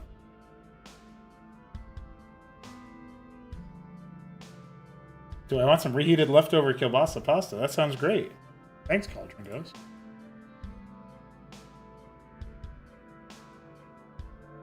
The white-tailed Zoristalith? The white-tailed Zoristalith is pretty good. It's the Enzorther. He's a pretty cool guy. Big thaw.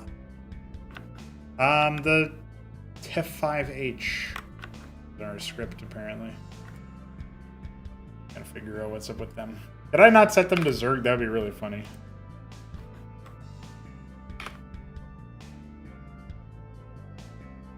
Okay. So we have T5H, and then we have Tur6. Air attack Zerg. But this sounds correct to me.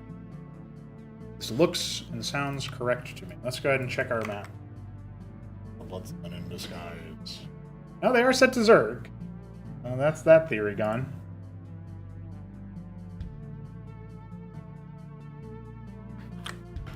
None of these are... Yeah, all of these are set to don't request inside the main town.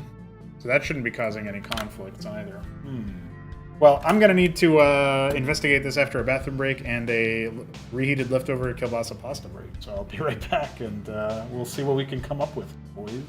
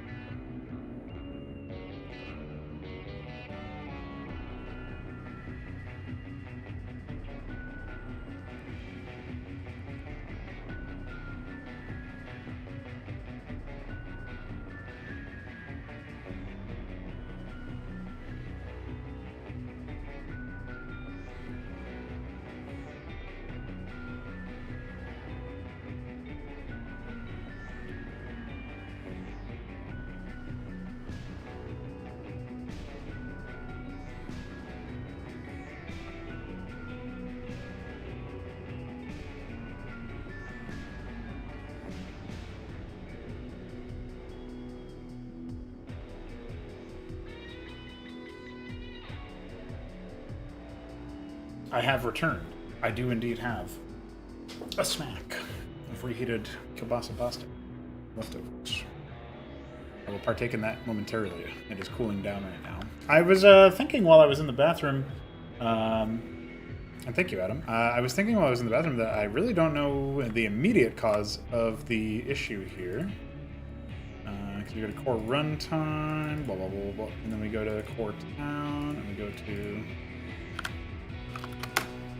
town handling. Yeah, so this all does its thing. And then we build the hatch, and we build this. So we get the initial, basically, like, what do you already have? And it gets given, right? Like, this is a circuit that is not just an AI layout. Oh, these are all not marked AI layout? Okay, so that's actually a clue. These are supposed to be AI layout, so they don't exist at the start of the game. Spraith is here. Weirdly, the Spraith is... Okay, this is a northwest town, so that's what was kind of screwing me around. Let's go here. Yeah, so we have a Spraith and a Larvosk as the pre-placed things. Right? But this is not marked as AI layout, so that needs to be... This needs to be marked as AI layout. This needs to be marked as AI layout. The Spire was. The pool is not, because you start with that. So you're starting... So there's some things that are explicable there, right? If we do a Visol check here... Okay, there's still an extra Larvosk that we need to fix up here, so we're going to go ahead and do that. Okay. Holy shit, Draken. I am not a shit Draken. I resent that accusation.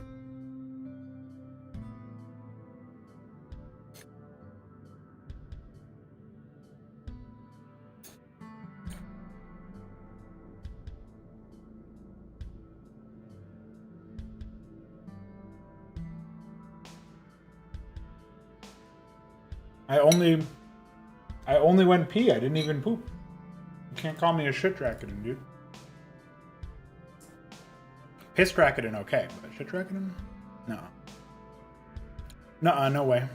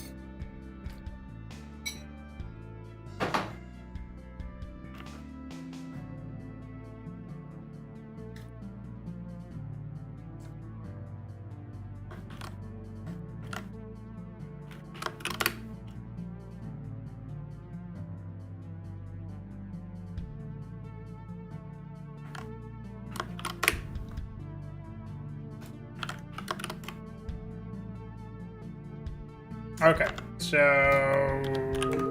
why would this not? That's a good question. Also, we see a bunch of stuff up here that we have misconfigured. So it's like every circuit, it looks like, in Larvosk.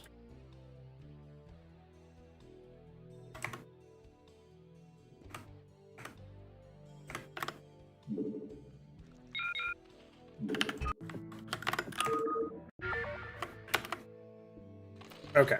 Yeah, this is what they're supposed to start with, right? The Razira core, a couple in Zorth. Hey, this Over thing's here. on fire. You ought to send an SCV out here to repair it. You can fix my bike up too while it's at it.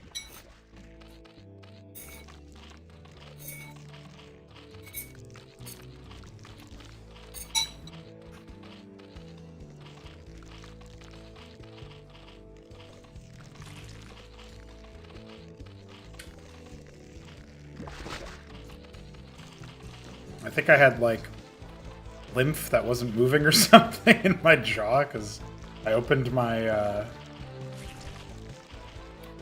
jaw to put food in my mouth, and I heard a pop. So that's my update there. This guy has his pool. Larvosk 2K Grin. It's supposed to have a Spraith, but for whatever reason it's not showing. Anyway, he's got all of that. Yeah, I think it looks pretty good. The color of the mouth might be a little bit odd, but figuring that out. So he is supposed to get his expansion order pretty early on, but it's kind of like nothing's actually occurring right now. I mean, I can see that he's got his requests, so in theory that's supposed to be the case. But if we look at the stuff here for the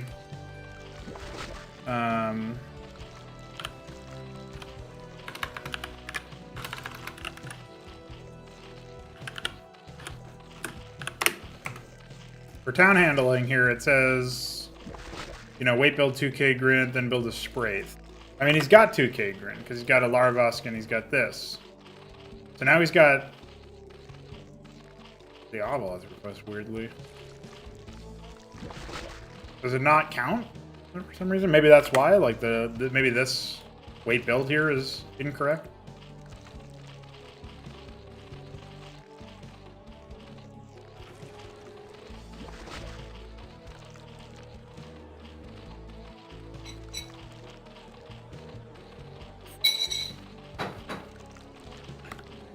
I'm not really sure why that would be the case.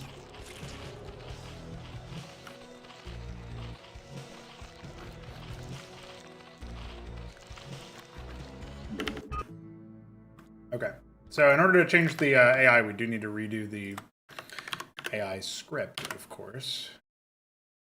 Oops, this is the wrong Pi AI, so we gotta undo that one.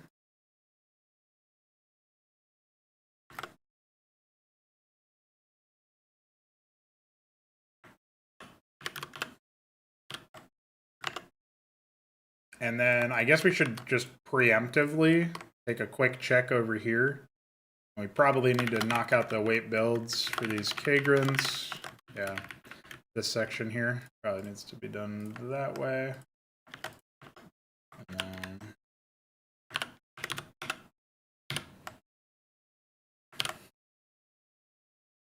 Okay. I should have probably kept that open, but whatever. Not that big of a deal.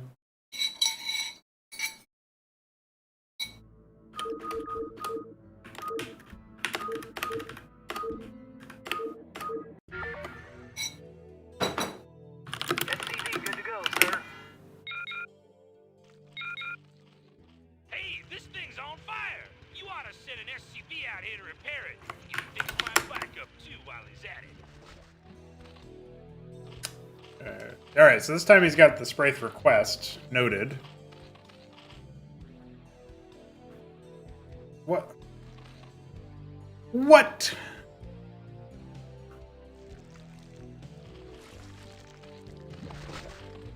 What the fuck? Why? Why is he knitting a town up there? Excuse me? I think we have something wrong in our create script command. Yeah, he sent multiple Drolets over there on vacation, that's for sure. Oh, I guess the other guy... The second Ovalith was not the same guy. Okay. So now let's go ahead and find... This doesn't seem like a lot, but I swear it's progress, okay, guys? Okay, so if we go to Northeast Town and we look at our... Oh, interesting. Yeah, I actually don't know what's up with that.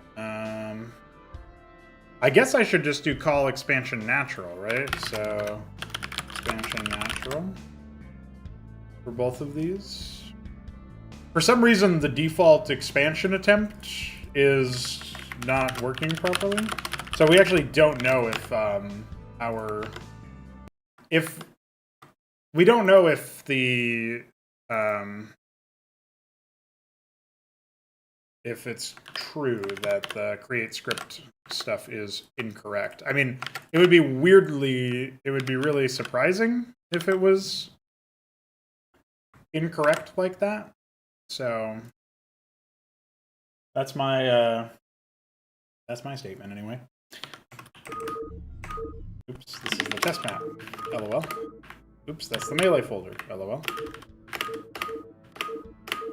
Oops, that's the boot camp thing. LOL. Yes, sir. SCV good to go, sir. Okay. Now, surely you don't start a town up there, right? Now, yeah! Why are we over here? Backup too while he's at it. What the fuck?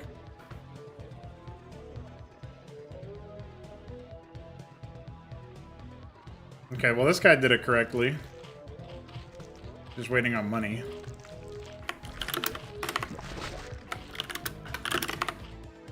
Yeah, he started it already. He put it off center! What the fuck, asshole?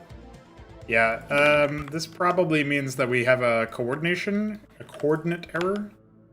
Because it's assigned to the right town, right? But if we go to the natural... 2432, 1328... Well, that is the correct... That's the correct coordinate set.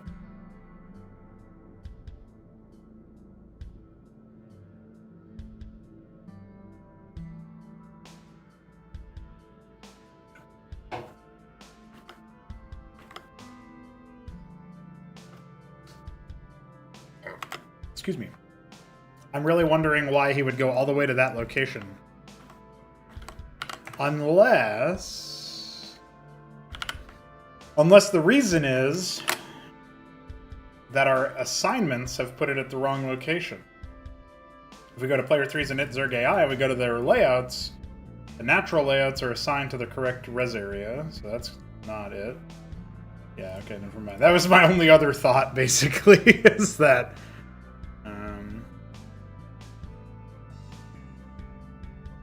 the layouts were incorrectly assigned or something. Why, though? I don't know why that guy's going that direction. Yeah, he's doing natural... Yeah, call expansion natural right here. So that's... That should be ironclad. There's not really a reason I can think of that that would not be the case. I will, however, put a start location here. If for no other reason than to have that there for Ahmed. Ahmed will need a start location. And that is town ID 6. So 14, 12, 13. I don't know. I'm looking at this and I'm really wondering what the issue would be here. It just does this create script thing real quick.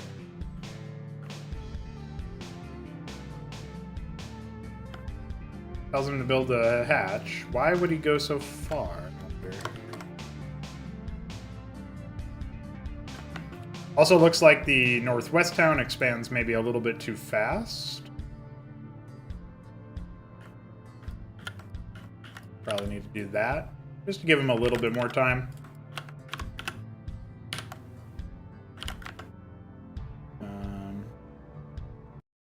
But I know that's not going to...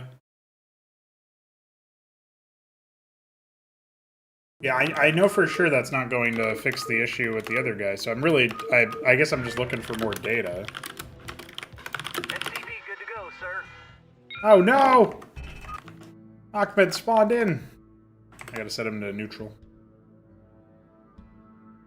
And instead of brown, he is... whatever color he is in map 2. Like instead, he's actually a computer... I mean, I don't know why the, I still don't know why the Rhinodon has, or the Ragn... yeah. Oh, he doesn't. He only has it when you click on that. Okay, so that's just a weird bug that we have. That means that if he becomes the alien swarm if you click that first. Yeah, that's a disaster. Why? Where are you going, dude? Brother. Explain this.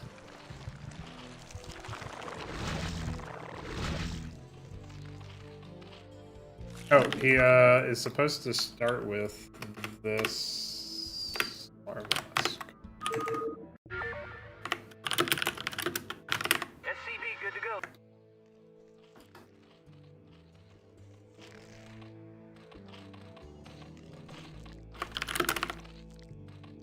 Yeah, so the Drolith is going on a faraway journey to expand to the bottom right, even though he's assigned to this area, for reasons I cannot currently explain. Meanwhile, his more competent bully friend getting ready to expand. A little weird that he, God damn, that is pathing. Holy moly, that's pain. A little weird he keeps going for these workers. He's supposed to cut worker production during this time, but he's being a goober. And then he expands off center. Why? Why would he do that? Is that actually not a valid placement? No, that's great. Just a dillweed. But hey, the attacks are coming. Hi. What do you want? This thing's on fire. Oh my god. Yeah, that actually synced up pretty good, huh? Timing-wise.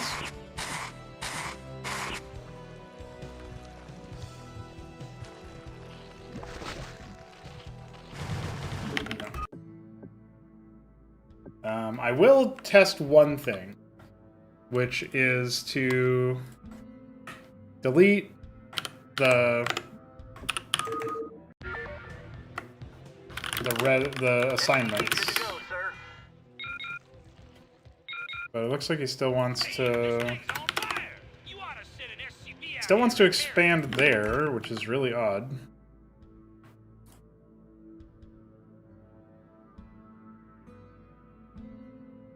Expansion 24, 32, 13, 28. Those are the coordinates. Not for this location, but for this location. So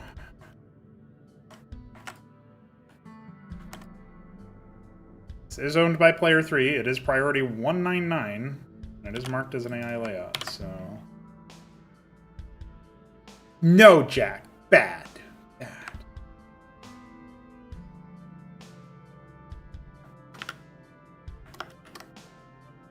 Do not infest the civilian.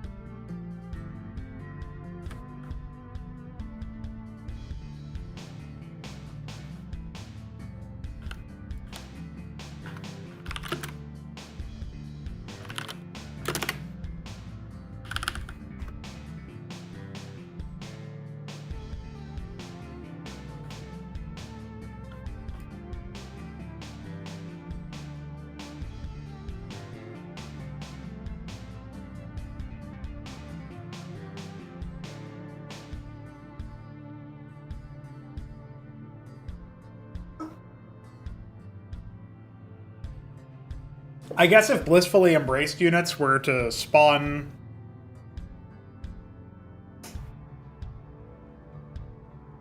Okay, I've got an idea for you guys here in a second. I'll take care of it.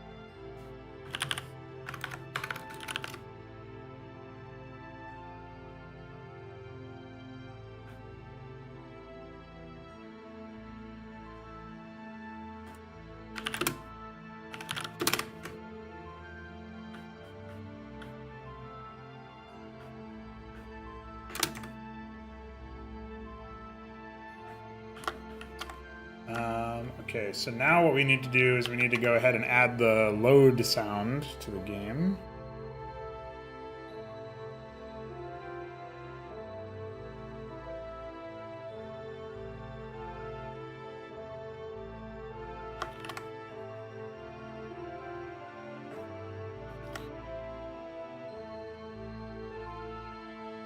Sound misc TDR. Should be easy enough.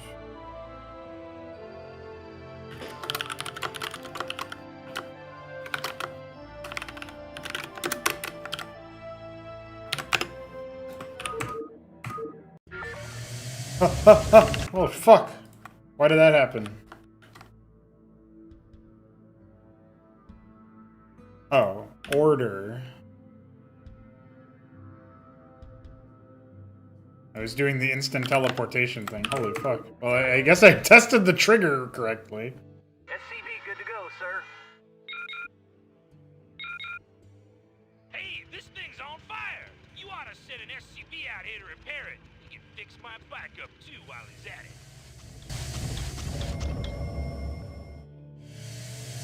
It's not quite... It's a little bit too, permissive distance-wise. We're gonna have to tighten it up a little bit. Then... probably also gonna want to add a couple more of these guys. This is unit ID 332. Okay.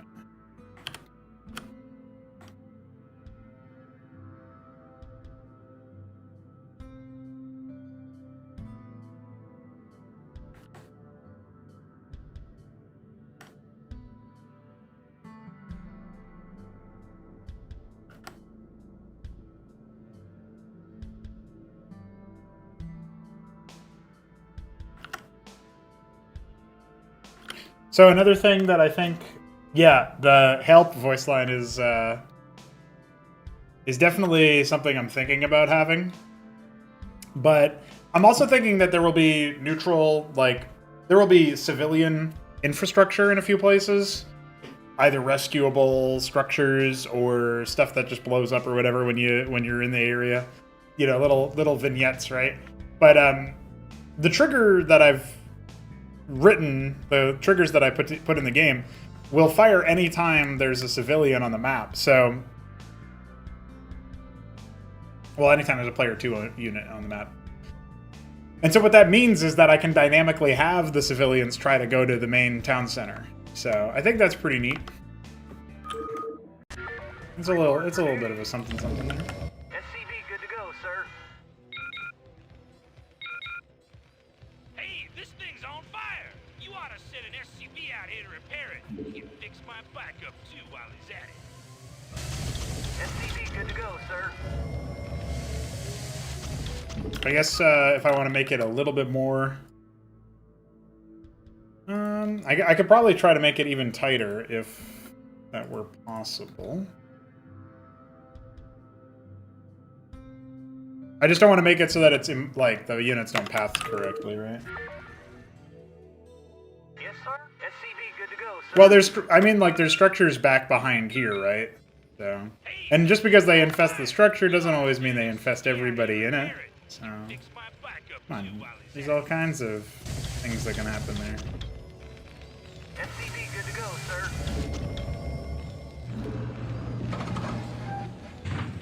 Maybe the way to help Ahmed in this mission is to first help all of the civilians. Maybe one of the civilians is secretly Ahmed. SCV good to go, sir. I read you. Oh my god, he's spinning! Oh, fuck! Yeah, so this guy's still trying to expand over there, which is really confusing, and we don't really know why it happens.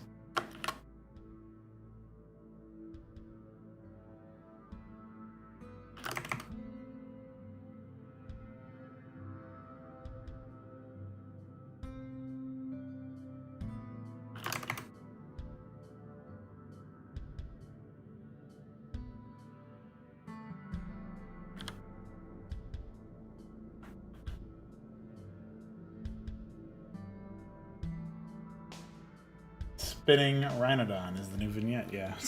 Well, I don't know why he spins, and he doesn't always spin, so it's a mystery. Somebody smarter than I can maybe figure that out.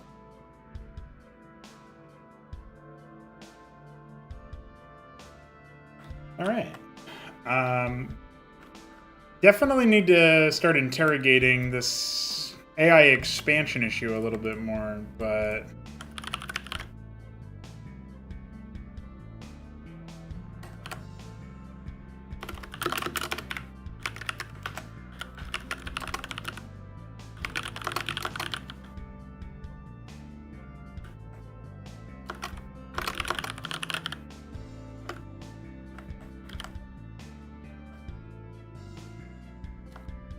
The fun idea that I had... Yeah, you could only find Ahmed in the map with the right one is spinning. Just have to keep restarting it until you find it.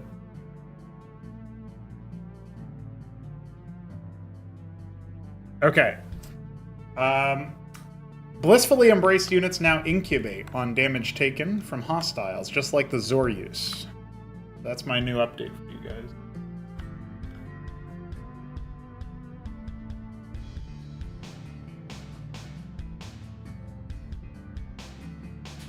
Ahmed didn't like those guys, so he rewards you for killing them all.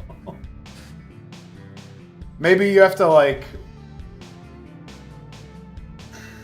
I don't know. Problem is, I had an idea just now that's really good, so I can't say it out loud. You guys can't know ahead of time.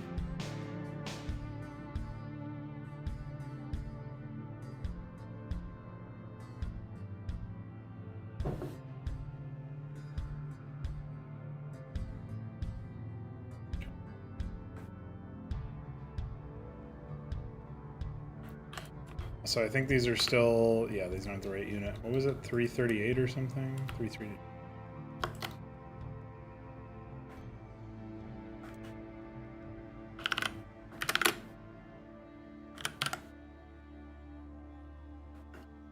The Archon merge.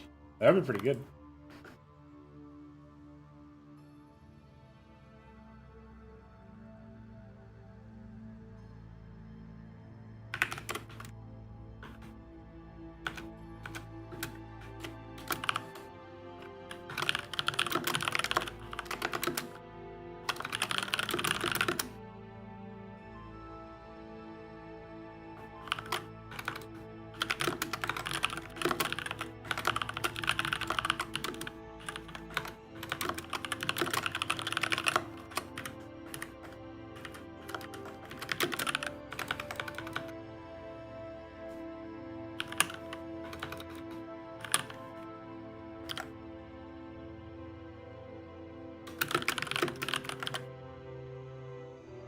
What's up, Executor? A blood summon? Ahmed's not evil enough to be blood summon, but I like the idea. Okay. Alright, so we got some... No, Jack, just for the row cores.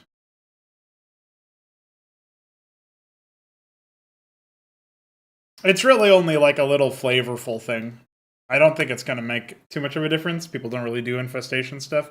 It also means structures spawn it, though, so that's pretty cool. Yeah, there's no check to see if it's a structure or not.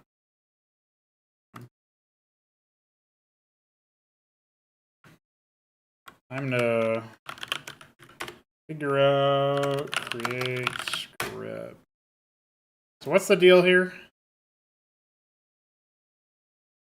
Values from current thread, which is identical to multi-run. That's not what we're doing, right? We're doing expansion in it, no build. 255 is current player for that, so that's why I do that. Area is the coordinates the thread will be run at. Radius is in pixels. Center of this value, actually the town center. Yeah.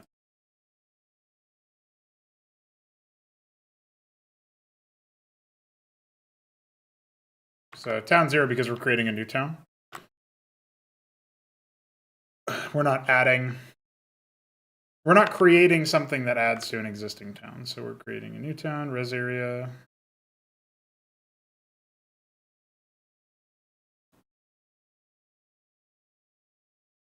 Yeah, I really don't know why it's doing the thing where it's like, hey, I'm going to go off to Narnia.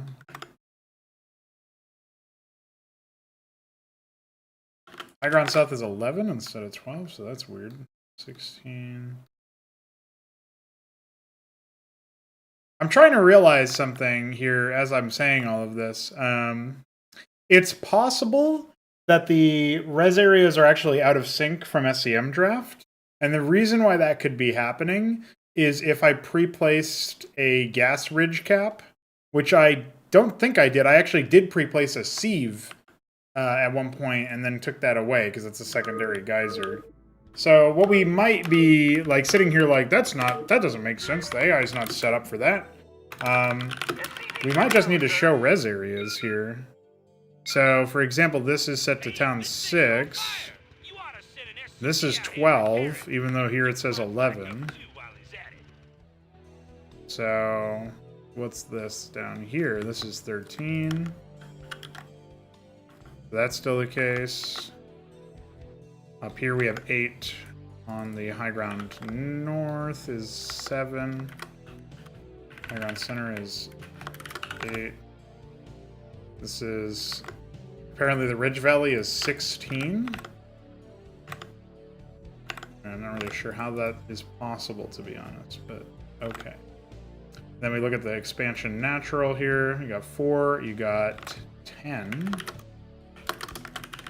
And you got the low ground centers here as 11. High ground north is 9. Backdoor west is 2. The one on the other ground is 14. Terra natural is 17. So, unfortunately, that doesn't really tell me why it was breaking, because it doesn't explain. Like, this is a start location is guaranteed. Res area configuration, so that doesn't really tell me a lot. If it's an infested Zoruse, no, because incubation can't proc twice. No. Yeah, watch it simultaneously. Yeah, I like that. Wherever you go to, I hope you have a good time, Executor.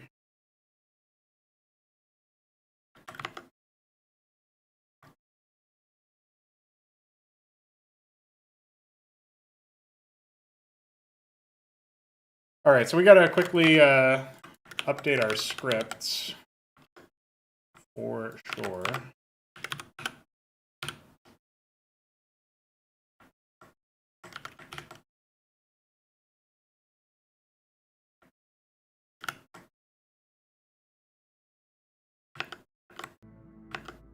Got to hit save on this. Eventually, we'll have map-specific scripts available from some code that DF did, but I do not have that current. SCP good to go, sir. Yeah, so it looks like he's still trying to expand over here. Yeah, it's still Area 6, Area 12. By the way, I really wonder why, though.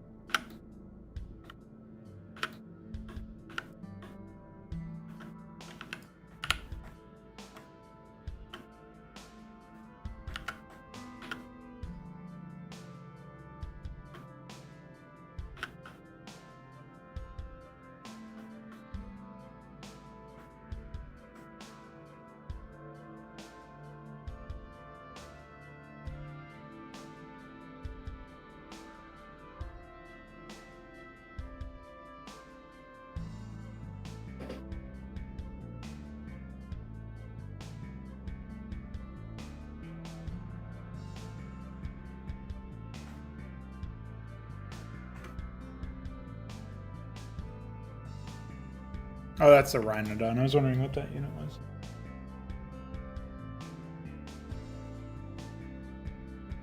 Well, I made the build orders custom for these missions, so I guess that's your answer there.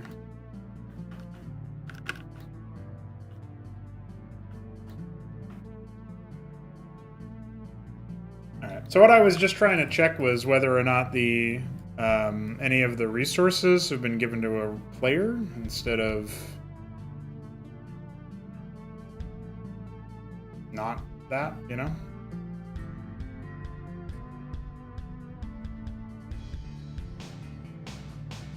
The organ tiles are only available in the space platform tile set right now. So that doesn't really, that's not super flexible, but it's still a possibility that they could be used. And of course I can, in theory, port them to wherever.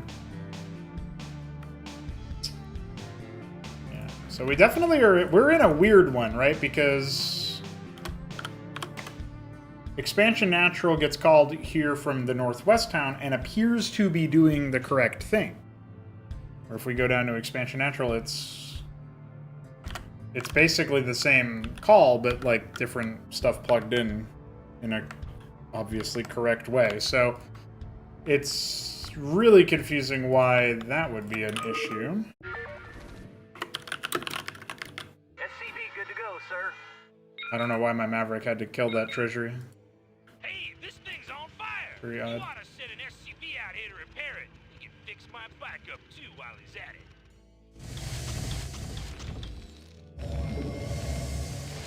I read you, sir. Oh, is that it? Yeah, I'm going. I dig. SCP good to go, sir.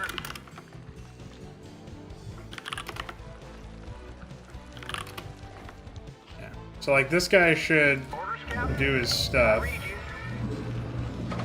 Reporting for duty. What do you want? I dig. We can take cover in these bunkers if things get too dicey. Oh, is that You it? want a piece of me, boy? SCP good to go, I sir. dig. Orders, Captain. Standing by. What do you want? I don't think that lodestone's really that useful, but that's okay. So the first attack comes kind of early, Give me right? something to shoot. SCP Sort of what I was expecting. I read you. Oh yeah, some of the civilians were placed in the wrong location. Give me something to shoot.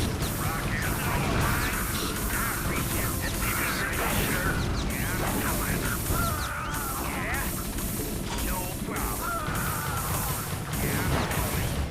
Base is under attack. I wonder if I should swap positions. Maybe of the, I'm thinking maybe we swap the position of the burning stuff. But I don't know, if we do that, then it's probably not as cool. I think instead what we probably do is we have the first attack wave from the northeast town.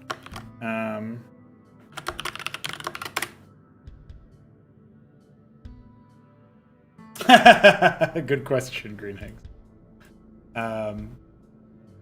Attack handling generic.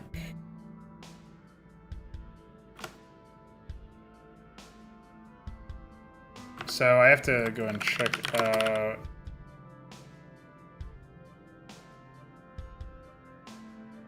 I don't think Attack 2 Choose is actually something that exists, unfortunately. But I'll have to double check the A's plugin.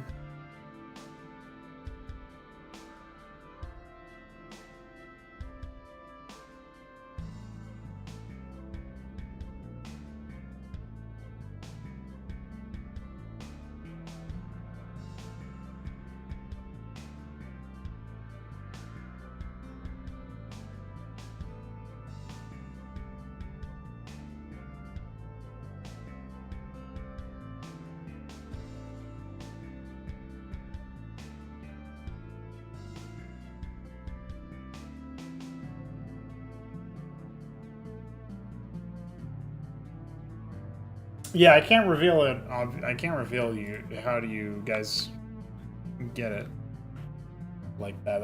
That's not allowed.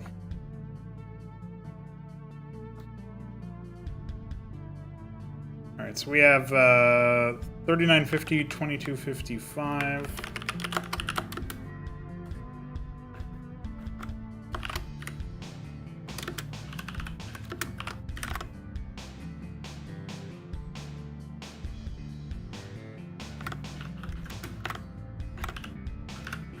I'm pretty sure that's the format, of course, but...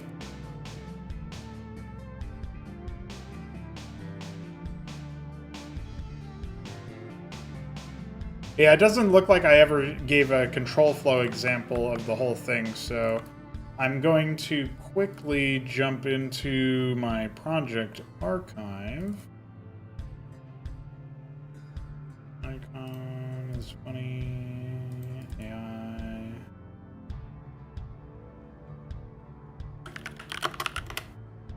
It looks like we attack add and then attack Duke, attack clear. Okay. So it's just attack 2 is done before attack 2. It's like, okay. So this means that the Northeast Town's first attack will be modified in the angle in which it arrives. And that's kind of important because what we're telling the player by having less defenses off to the left-hand side and more defenses on the right-hand side is that the right-hand side was attacked recently. So...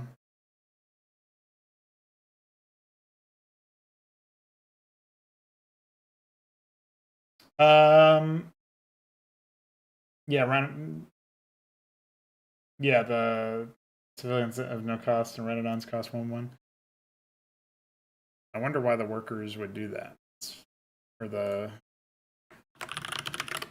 critters, rather. Armageddon Evil, welcome. Thank you for subscribing on YouTube.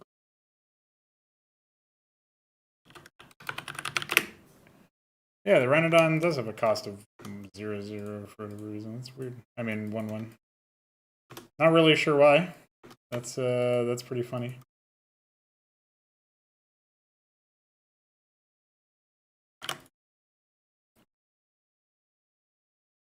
Yeah, the creating corpses for the critters, I think, would be a nice small touch there.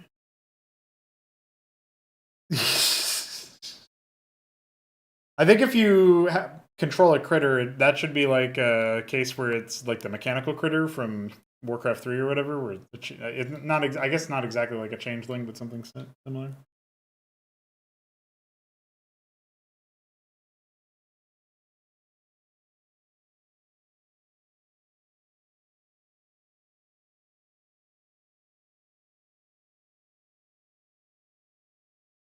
But I'm not entirely sure what we can do about that. It might be simpler than I think, but I can't make any promises right now. That's like bounty territory anyway. Okay, so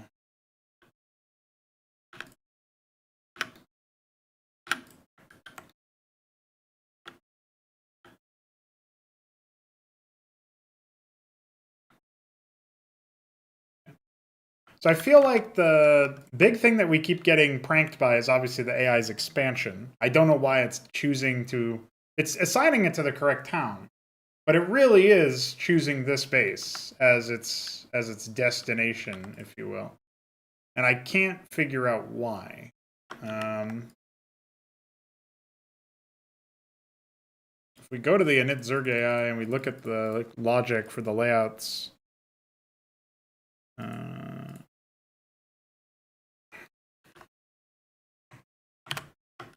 Expo, high ground, south layouts.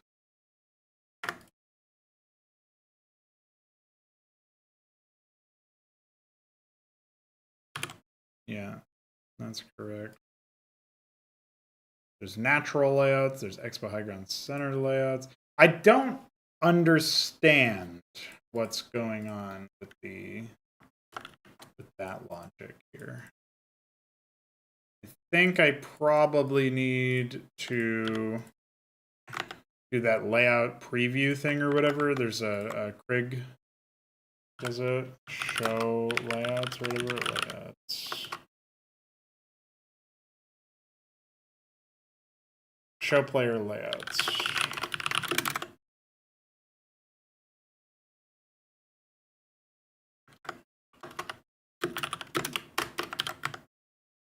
All right, so what we're going to do now is we're going to give it a go. See if we are good to... I kind of agree with you, Jack. Having civilians as critters would make sense. SCV good to go, sir. Player 3 started town number 2 at Res Area 12. Hey, By this the thing's way, on fire. You oughta that doesn't send make any SCP out here to sense. repair it. You can fix my backup. It should not be invoking Res Area 12, by the way. Why would it be doing that?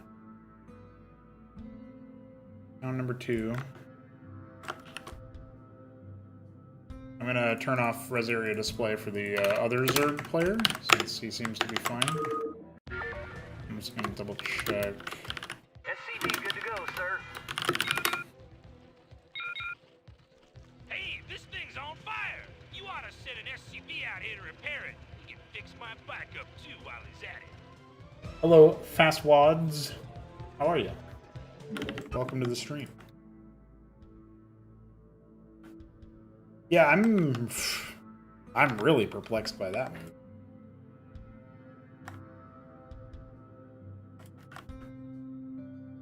Because hat trust player 3. I guess the main hat shouldn't be requested. But if it's not requested, I don't know if they even build the town correctly.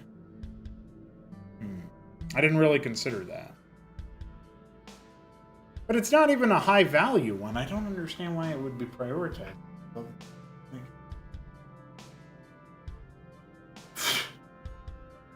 That kind of incoherent question is why we keep you around, Jack.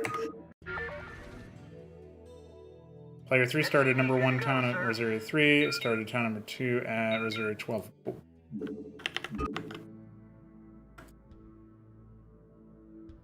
Am I having a moment here? What's going on?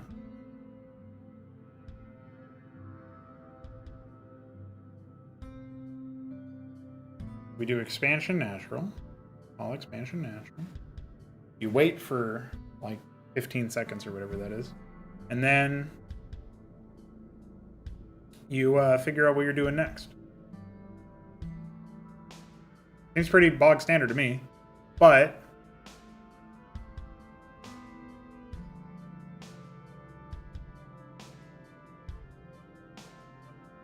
it ain't working properly. So what's going on here?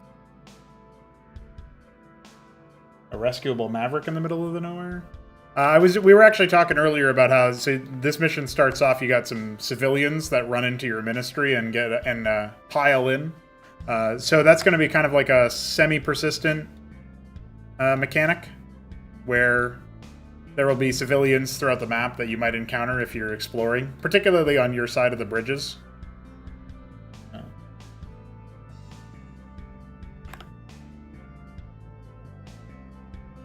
So,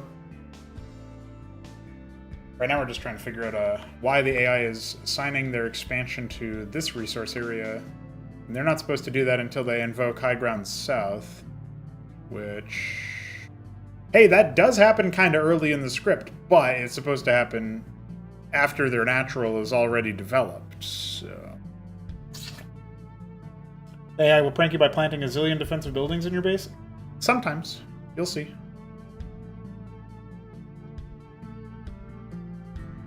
Bonus points on the score screen. I think because they're an ally to you, you do not get bonus points.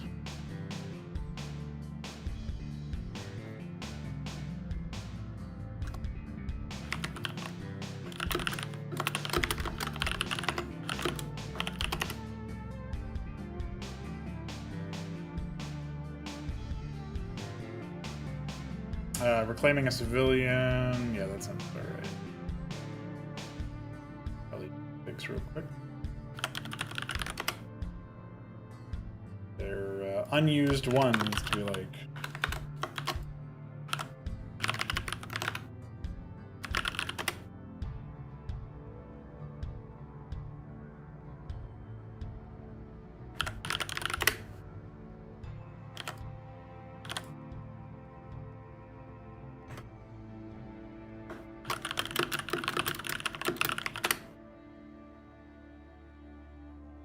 Yeah, you can't let the AI do what it wants, that's for sure. Jack, I don't want the player to be killing allies, or like I'm not creating an environment where you're supposed to be murdering humans. I mean, the in-universe thing you're doing is saving all of the humans. If you don't want to save the humans, that's different. But it's not what we're testing for.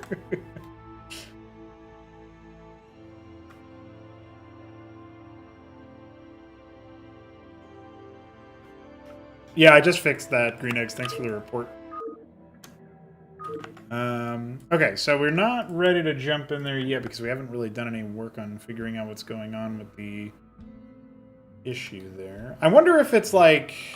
I mean, creating the script should override any of this issue to begin with, but I do wonder what could be the problem here. Because, like, so the hatch is definitely owned by the right player.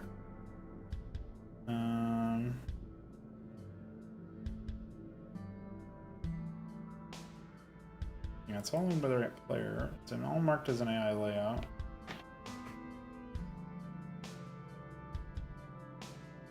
And starting it in that way is really weird.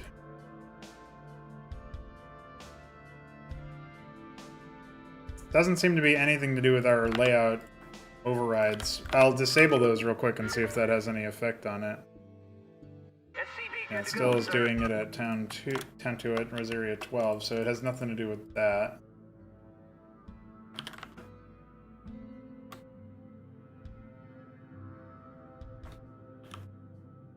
And I'm pretty sure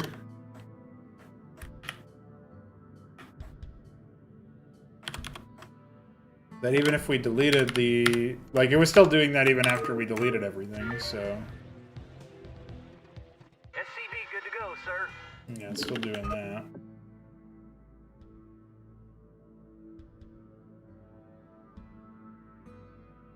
I'm going to suggest Executor to take the boot camp mission out of Secret Zerg Invasion.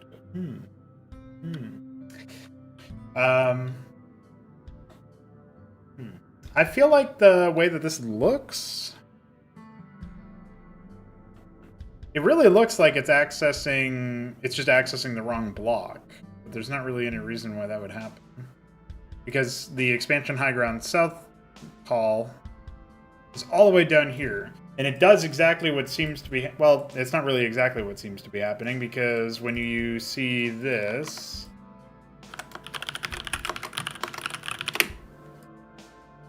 Calling up town, start town, wait one, set free ID, then we go to town handling. No, we return, okay.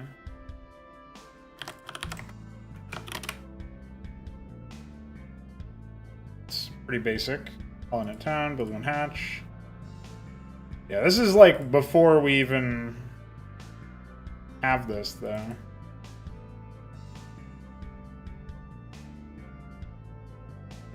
Yeah, well, that's not going to do anything initially. So, wait until you have an expansion, and then you do a bunch of things. I don't really see anything that could be going wrong with this. Because the no build thing just goes to idle and lets the workers code and the take everything out. And it goes to idle. Because it needs to loop. You can't terminate the you can't terminate the branch that or the thread that has the all of the code in there in the main town.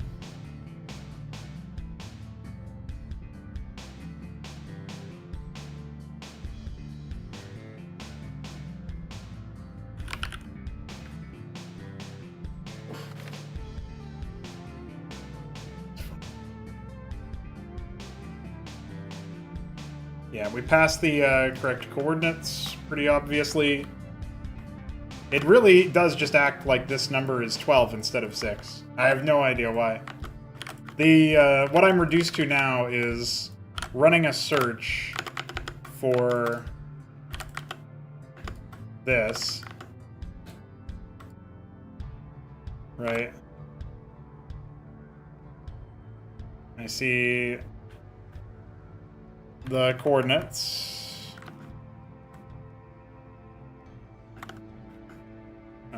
Oh, I guess that is a consideration.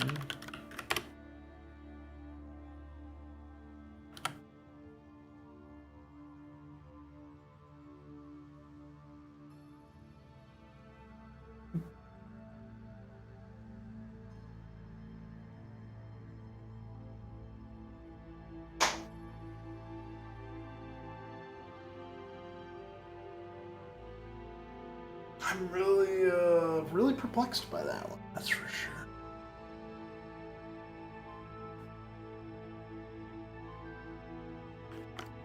I don't think I'm doing anything incorrect with create script as a command. It is just refusing to interpret this.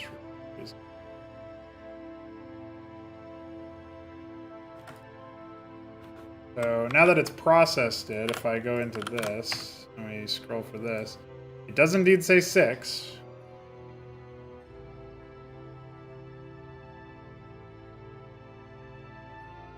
Down here it says 12.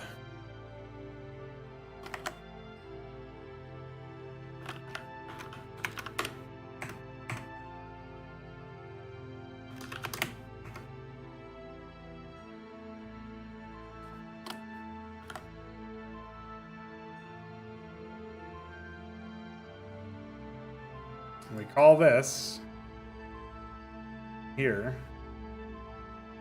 We call 163 after, so I don't know, man. That's really odd. That's very strange.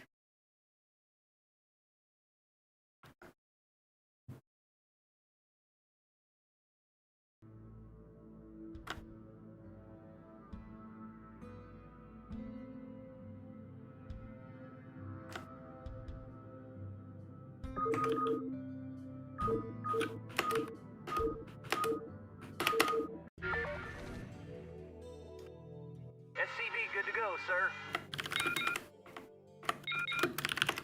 Hey, this thing's on fire! You ought to send an SCV out here to repair it. He can fix my backup too while he's at it. The weirdest thing is that, like, I guarantee you after he builds this, right?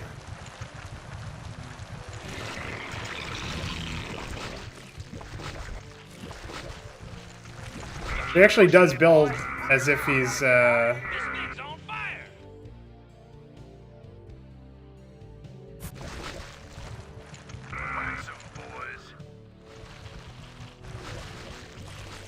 That's so weird, dude. That is actually absurd.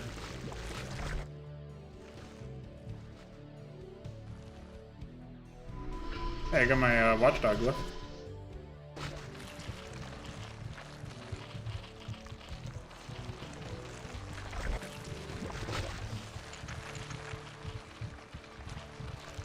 I don't know why they're building another hatch. Oh, probably because they have the wrong quantity of them. They're supposed to build like an extra one up there or something. I don't know. I don't know. I don't know why they're doing any of this. They've got a ton of workers. Yeah, spam them hatch. I mean, at this point, it doesn't matter. Random. Part of the alien swarm. We all knew it. He really wants a lot of hatches, that's for sure. Oh, interestingly enough, he's waiting to get a Zorka Shroud. He did get the Vornath, but he never got the Shroud. I wonder why. Maybe the priority isn't high enough or something.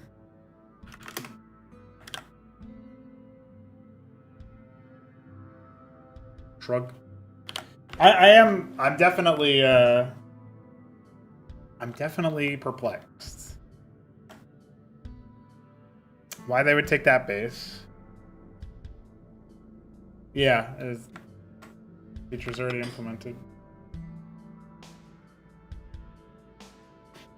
I don't know why the...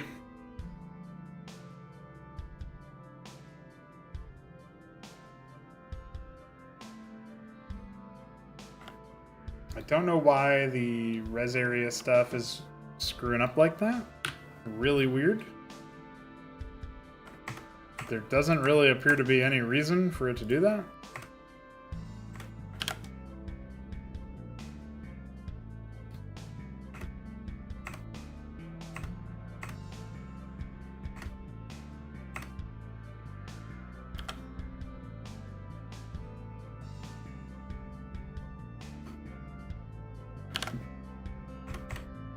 Yeah, really no, nothing that I can think of. We do the create script, we do it at a certain time. I give them the right resource area to parent to with 6, and it turns into 12, by the way.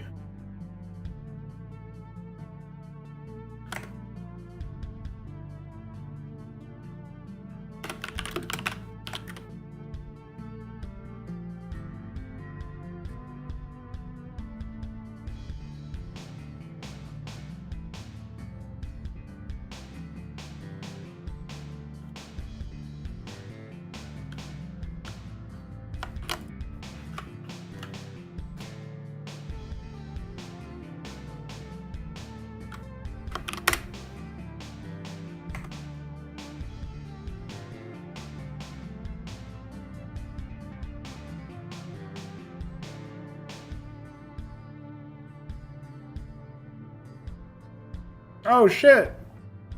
What is this?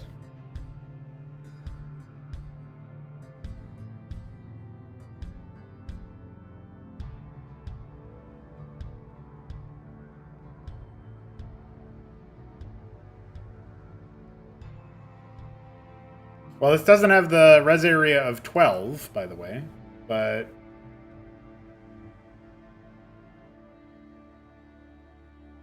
Yeah, I don't think this really has anything to do with it, but it is bad. This is bad to include.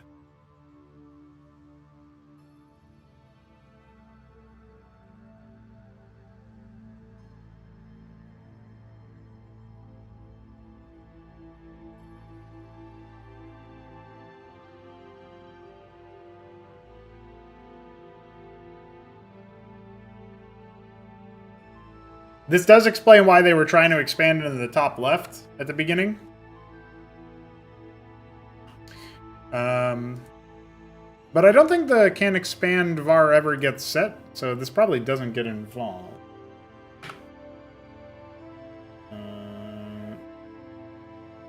But yeah, we can just disable this for the northeast and northwest town. But again, they're not actually... they're not invoking that code anywhere, because the variable that it's waiting for shouldn't play a factor. So, I mean, that's great and all, but I don't think it matters.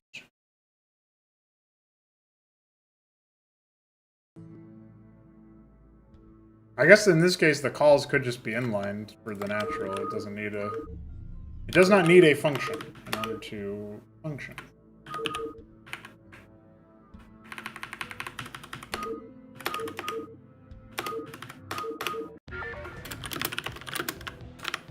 SCV good to go, sir. Silent.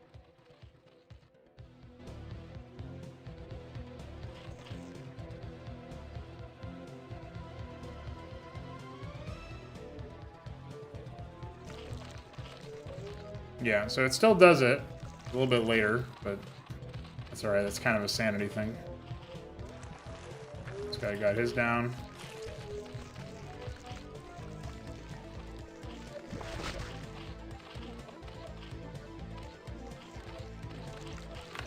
What was the key for this? Should not request yet. That's a little odd.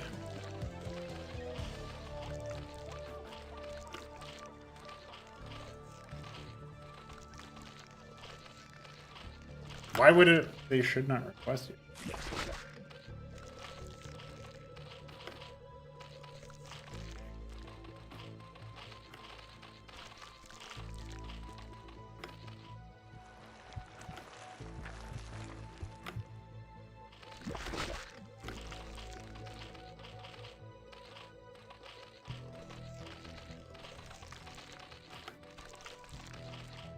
Well, yeah, it doesn't. Nothing we did actually would have logically fixed this issue. But nothing we have done logically introduced it that I can find right now, so I am really quite perplexed. I guess the other thing I can do in the meantime is try to figure out if there are any other create script calls. Like, no.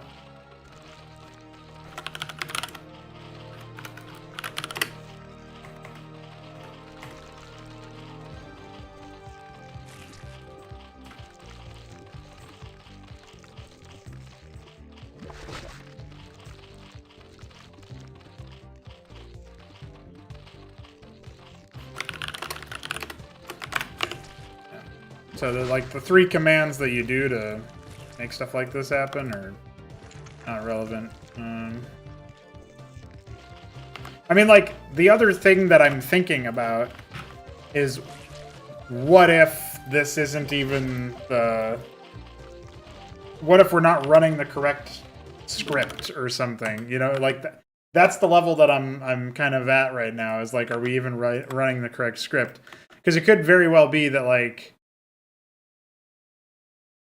an expansion at that location is in another mission, you know, but it's ID 12. Like, that's, we could be at that. Because it's also not making the right number of hatches. It's doing all sorts of weird shit.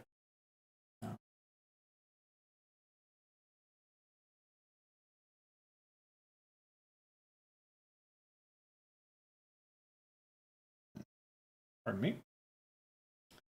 Well, I hate to leave us on a cliffhanger, but I do have to bounce. It has been about 3 hours, and I'm going to get ready to do some casting. 1 video of my own, 1 video with Alex.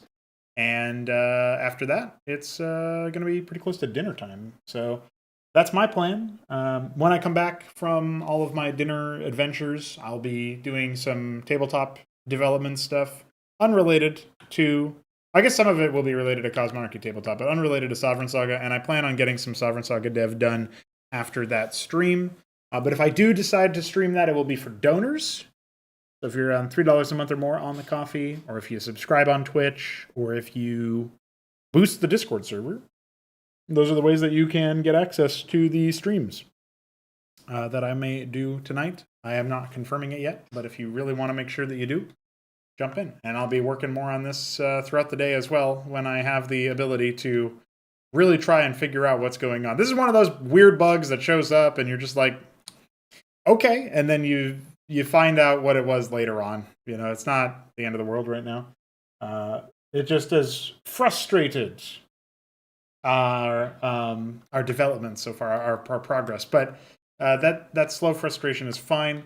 We'll get back to it. Other things I plan on doing: adding some of those civilian events that you might be able to see by walking around and exploring, making exploration a bit of a fun task. Obviously adding more decor to the map as well, in accordance with that. And then deciding my dastardly Ahmed condition for this mission as well. But I think once the AI actually works correctly with its expansion layout, and I dial in any other aspects of its build order that I need to dial in, we'll be in a pretty good state. It's already functional enough to attack you, but it doesn't quite expand correctly or tech progression correctly. So we're going to figure that out as well. GG, ladies and gentlemen. And yes, if you want to play Aatrox, I believe it is, if you want to watch Plain Viper play that, check out his Discord stream Thursday and Friday. That is the 6th and the 7th. So, yeah. GG. Peace.